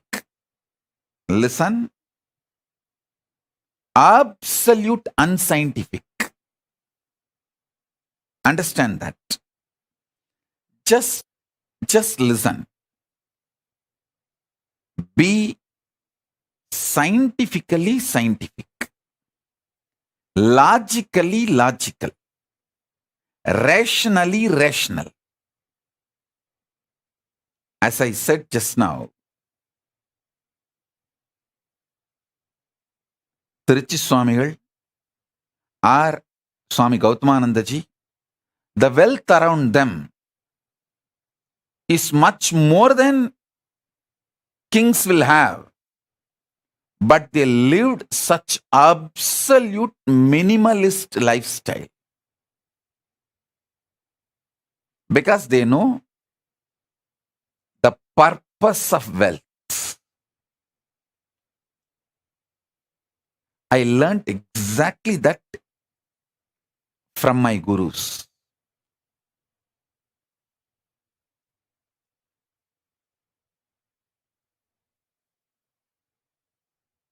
King's living minimalistic lifestyle is possible only in Hindu tradition. Because if you know the conscious sovereignty, you will know the minimalistic lifestyle is powerful. It's an absolute power.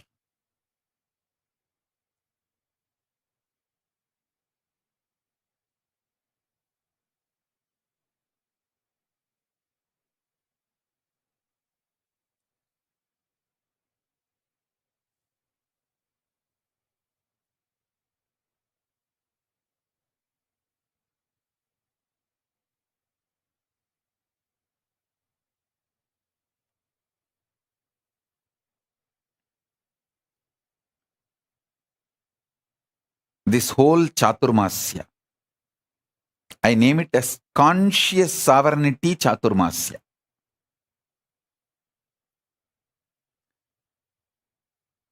Manifesting powers through conscious sovereignty. See, manifest the right powers. There are many powers you may not need. That may just become load on you. Manifest the right power.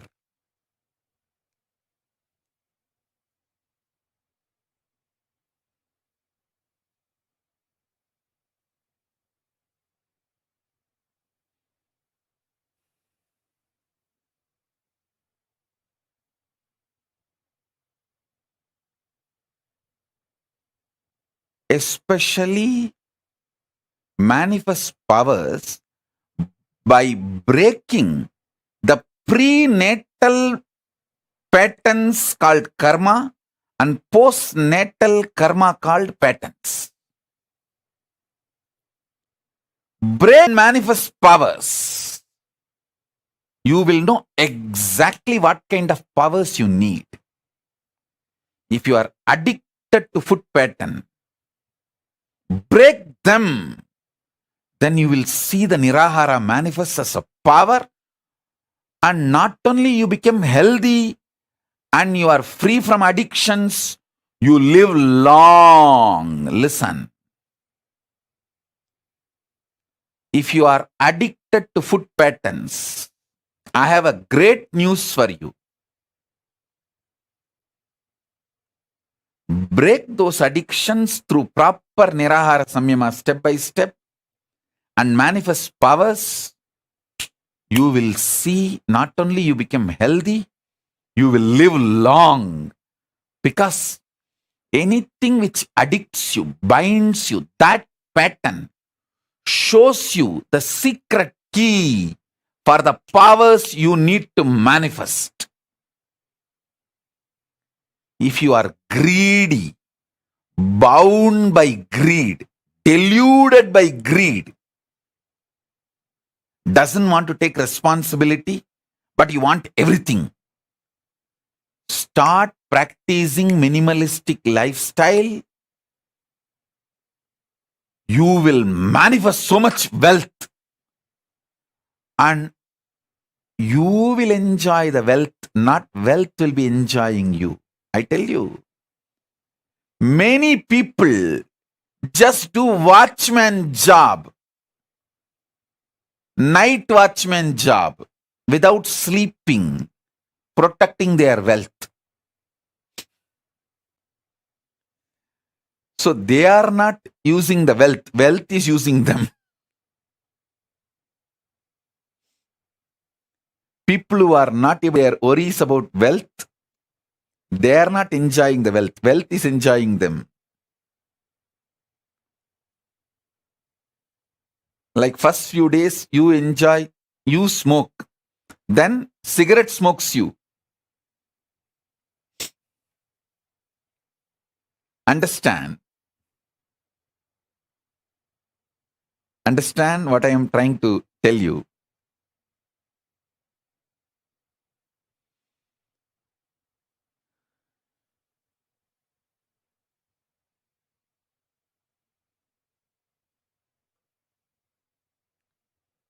Many times your delusion shows bad people as your friend, good people as your enemies.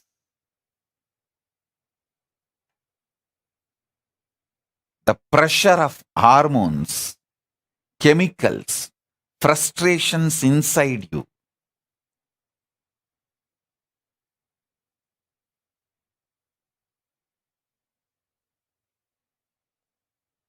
deludes you so badly.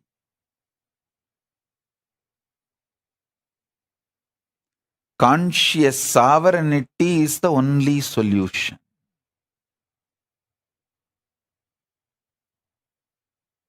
Break from all postnatal, prenatal patterns.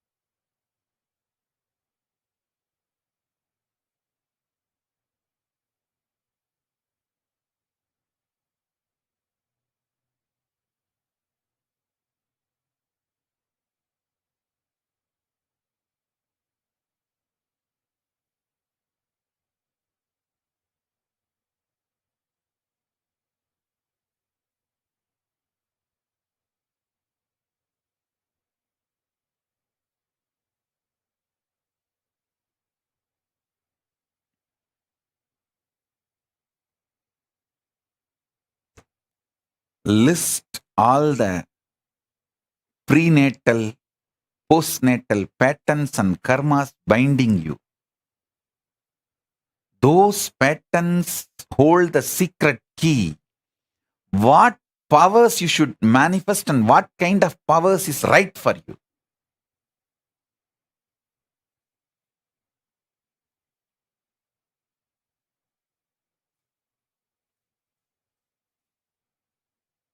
I'll give you a few minutes.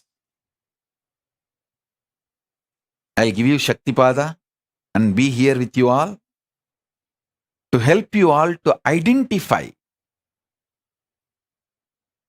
your patterns, break them, and manifest as powers. Let's start. First day. Conscious sovereignty, power manifestation process in this Chaturmasya. Get paper and pen, sit. Pen down all the patterns which chains you, binds you. Start writing.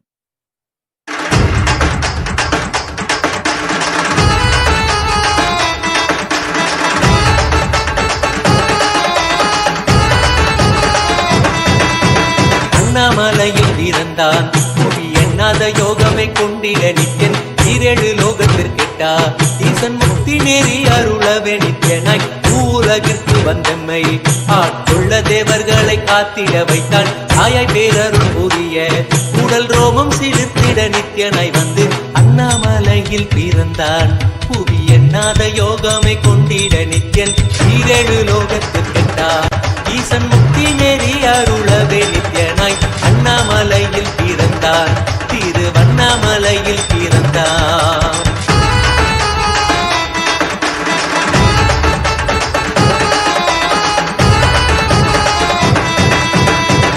கிளப்பி விட்டேனில் பர தத்துவம் கற்பித்த பாரமஞானியாய் ஞானக்கண் கொடுத்த நமக்கே ரூபம் காட்டிய மாய வித்தை செய்யும் நித்யன். வித்தை கிளப்பி விட்டேனில் பர தத்துவம் கற்பித்த பாரமஞானியாய் ஞானக்கண் கொடுத்த நமக்கே ரூபம் காட்டிய மாய வித்தை செய்யும் நித்யன்.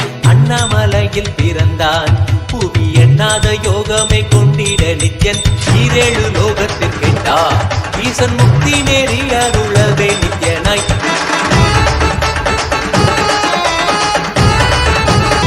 பொருளான நித்யனை ஆழ்ந்து சிந்திக்க ஐயனின் ரூபம் விளங்கும். தாண்டும் சிவசக்தியாக ஐம்பொறிகளுக்கும் புலனாகின்ற நித்யன். பொருளான நித்யனை ஆழ்ந்து சிந்திக்க ஐயனின் ரூபம் விளங்கும். தாண்டும் சிவசக்தியாக ஐம்பொறிகளுக்கும் புலனாகின்ற நித்யன். அண்ணாமலையில் பிறந்தார் புவி எண்ணாத யோகமை கொண்டிட நித்யன். ஈரேழு லோகத்தில் கேட்டார் ஈசன் முக்தி நெறி அருளவே நித்யனாய். அண்ணாமலையில் பிறந்தார் திருவண்ணாமலையில் பிறந்தார்.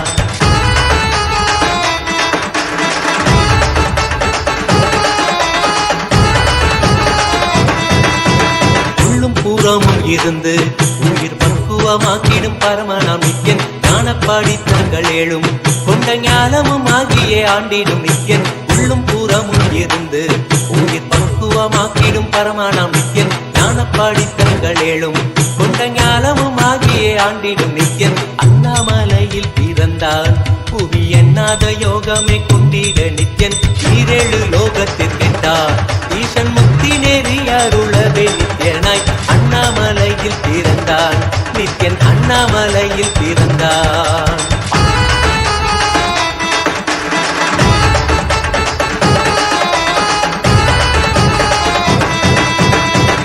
வாக்கியங்களான அருள் கவிதைகள் நித்யனின் மகிமை சொல்லிடும். மகிமை அர்த்திக்க பின்னே சிவசக்தி ஸ்வரூபமாய் தோன்றிடும் நித்யன். ஆப்த வாக்கியங்களான அருள் கவிதைகள் நித்யனின் மகிமை சொல்லிடும். மகிமை அர்த்திக்க பின்னே சிவசக்தி ஸ்வரூபமாய் தோன்றிடும் நித்யன். அண்ணாமலையில் பிறந்தான் புவி எண்ணாத யோகமை கொண்டிட நித்யன். ஈரேழு லோகத்தில் கேட்டார் ஈசன் முக்தி நெறி அருளவே நித்யனாய். அண்ணாமலையில் பிறந்தார் திருவண்ணாமலையில் பிறந்தார்.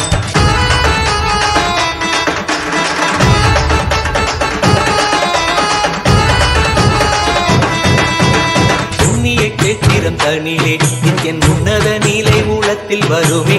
விண்ணவர் மன்னவர் ஒப்ப அகிலம் ஆளும் கீர்த்தியுடை ஈசன் நித்யானந்தன். புண்ணிய கேத்திரம் தனிலே நித்யன் உன்னத நீலை மூலத்தில் வருமே. விண்ணவர் மன்னவர் ஒப்ப அகிலம் ஆளும் கீர்த்தியுடை ஈசன் நித்யானந்தன். அண்ணாமலையில் பிறந்தார் யோகமே கொண்டிட நித்யன். ஈரேழு லோகத்தில் கேட்டார் ஈசன் முக்தி நேரி அருளவே நித்யனாய். அண்ணாமலையில் பிறந்தார் நித்யன். அண்ணாமலையில் பிறந்தார்.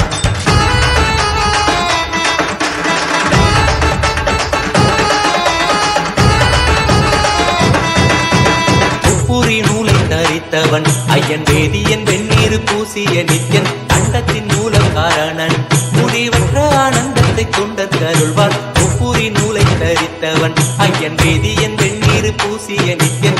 அண்டத்தின் மூலம் காரணன் முடிவற்ற ஆனந்தத்தை கொண்டருள்வான். அண்ணாமலையில் பிறந்தார் புவி எண்ணாத யோகமை கொண்டிட நித்யன். ஈரேழு லோகத்தில் கேட்டார் ஈசன் முக்தி நெறி அருளவே நித்யனாய்.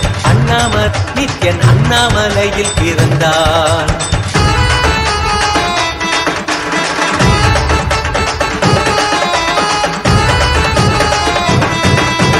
பேரறிவு பொருள் நித்யன். உலகாளும் ஊரை மன்னவர் கழித்தவன். அர்த்தநாரீஸ்வரனாக அருள் செய்திட்டே எம்மை ஆட்கொண்டிடும் நித்யன். பேரறிவு பொருள் நித்யன். உலகாளும் ஊரை மன்னவர் கழித்தவன். அர்த்தநாரீஸ்வரனாக அருள் செய்திட்டே எம்மை ஆட்கொண்டிடும் நித்யன். அண்ணாமலையில் பிறந்தார் புவி எண்ணாத யோகமே கொண்டிட நித்யன். ஈரேழு லோகத்தில் கேட்டார் ஈசன் முக்தி நேரி அருளவே நித்யனாய். அண்ணாமலையில் பிறந்தார் நித்யன். அண்ணாமலையில் பிறந்தார்.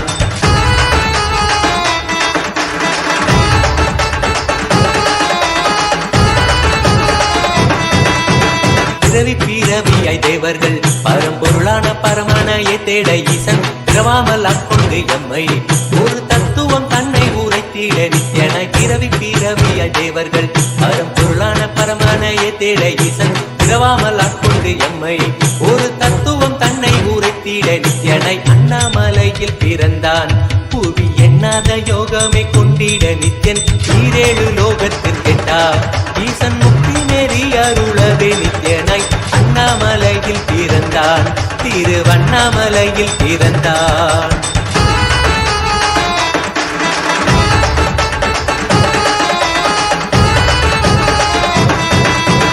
எண்ணிலா வடிவமுடையவன் என்னும் எண்ணம் கடந்த முதற் பொருளானவன் பிறவி எடுத்தே சலிக்க அருள் தாகத்தை தீர்த்தன் வினைகள் களைந்தான். எண்ணிலா வடிவமுடையவன் என்னும் எண்ணம் கடந்த முதற் பொருளானவன் பிறவி எடுத்தே சலிக்க அருள் தாகத்தை தீர்த்த அண்ணாமலையில் பிறந்தான் புவி எண்ணாத யோகமே கொண்டிட நித்யன் ஈரேழு லோகத்திற்கெட்டார் ஈசன் முக்தி நெறி அருளவே நித்யனாய்.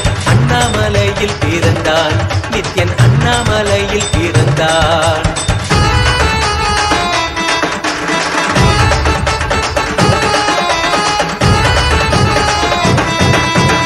ஆனந்தமாய் என்னுள் நித்யன் முக்தி மார்க்கத்தை காட்டி விட்டிருந்தருள்வான். மாலையன் காணாத சோதியன் தெளித்தேனாய் நித்திட ஞானம் அருள்வான். ஆனந்தமாய் என்னுள் நித்யன் முக்தி மார்க்கத்தை காட்டி விட்டிருந்தருள்வான். மாலையன் காணாத சோதியன் தெளித்தேனாய் நித்திட ஞானம் அருள்வான். அண்ணாமலையில் பிறந்தான் புவி எண்ணாத யோகமே கொண்டிட நித்யன் ஈரேழு லோகத்திற்கெட்டார் ஈசன் முக்தி நெறி அருளவே நித்யனாய். அண்ணாமலையில் பிறந்தான் நித்யன் அண்ணாமலையில் பிறந்தான்.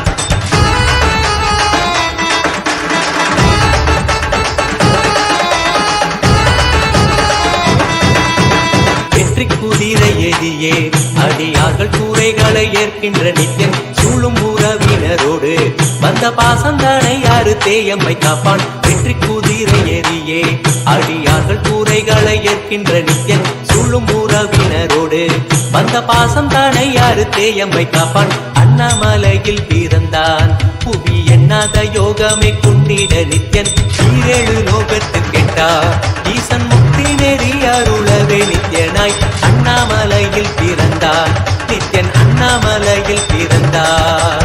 நித்யனை பற்றுவதொன்றே உபாயம் என்பதானால் பற்றி பிடித்தோம் நித்யன் பாதம் ஒன்றி சதம் அவன் நாமம் சொல்லியே நித்யானந்தம் கொள்ளுவோம். நித்யனை பற்றுவதொன்றே உபாயம் என்பதானால் பற்றி பிடித்தோம் நித்யம் பாதம் ஒன்றி சதம் அவன் நாமம் சொல்லியே நித்யானந்தம் கொள்ளுவோம். அண்ணாமலையில் பிறந்தான் புவி எண்ணாத யோகமே கொண்டிட நித்யன் ஈரேழு லோகத்தில் கெட்டார் ஈசன் முக்தி நெறி அருளவே நித்யனாய். அண்ணாமலையில் பிறந்தான் திருவண்ணாமலையில் பிறந்தான்.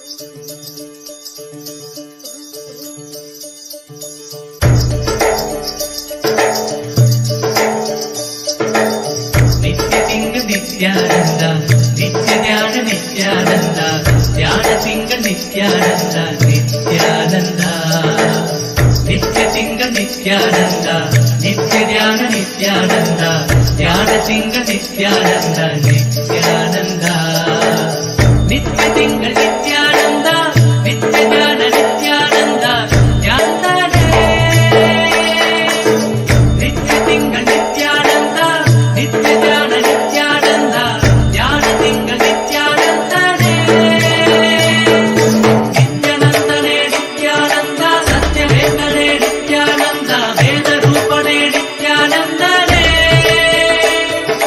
நித்யானந்தனே நித்யானந்தா சத்யவேதனே நித்யானந்தா வேத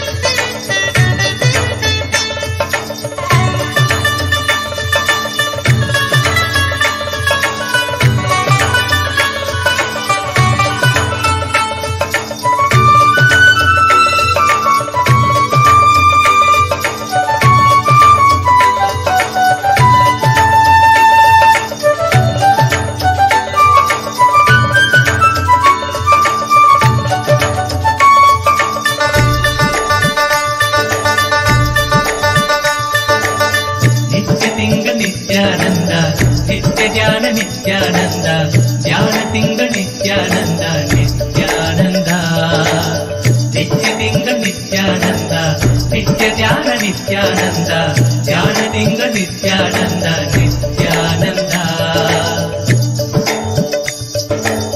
ನಿತ್ಯ ತಿಂಗಳ ನಿತ್ಯಾನಂದ ನಿತ್ಯ ಧ್ಯಾನ ನಿತ್ಯಾನಂದ ಧ್ಯಾನ ತಿಂಗಳ ನಿತ್ಯಾನಂದನೇ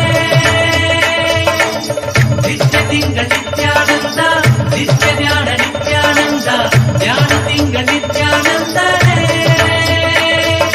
ನಿತ್ಯಾನಂದನೇ ನಿತ್ಯಾನಂದ ಸತ್ಯವೇತ್ತನೇ ನಿತ್ಯಾನಂದ ವೇದ ರೂಪನೇ ನಿತ್ಯಾನಂದನೇ ನಿತ್ಯಾನಂದನೇ ನಿತ್ಯಾನಂದ ಸತ್ಯವೇತ್ತನೇ ನಿತ್ಯಾನಂದ ವೇದ ರೂಪನೇ ನಿತ್ಯಾನಂದನೇ.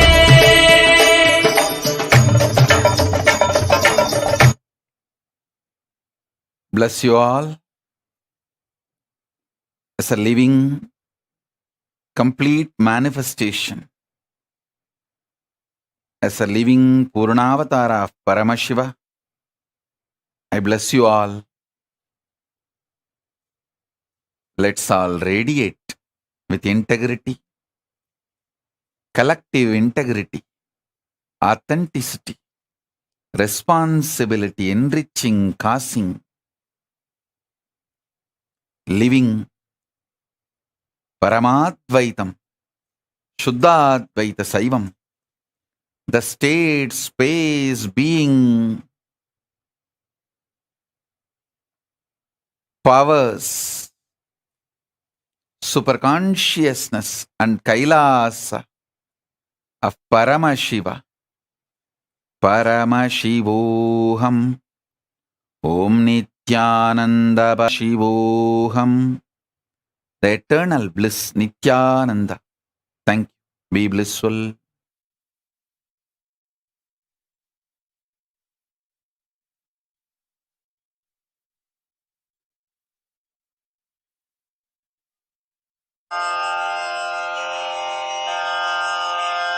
श्रीकैलासो श्यामला पीठारूढ श्रीमीनाक्षि सुन्दरेश्वरा भिन्नस्वरूपा परशिवपुत्र रत्न Kumar गुरुमण्यतुल्यर Shri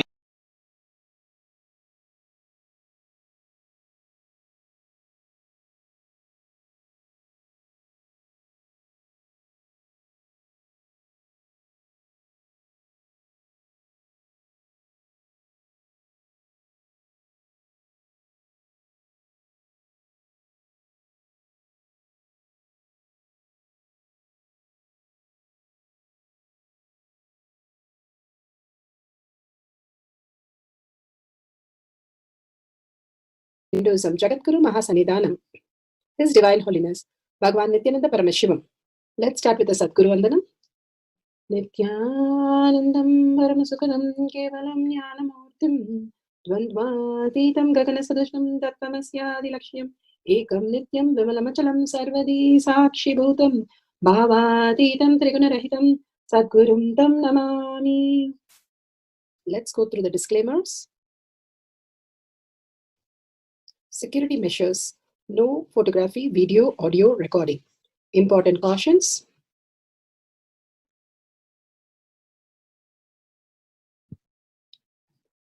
please be aware of the important cautions.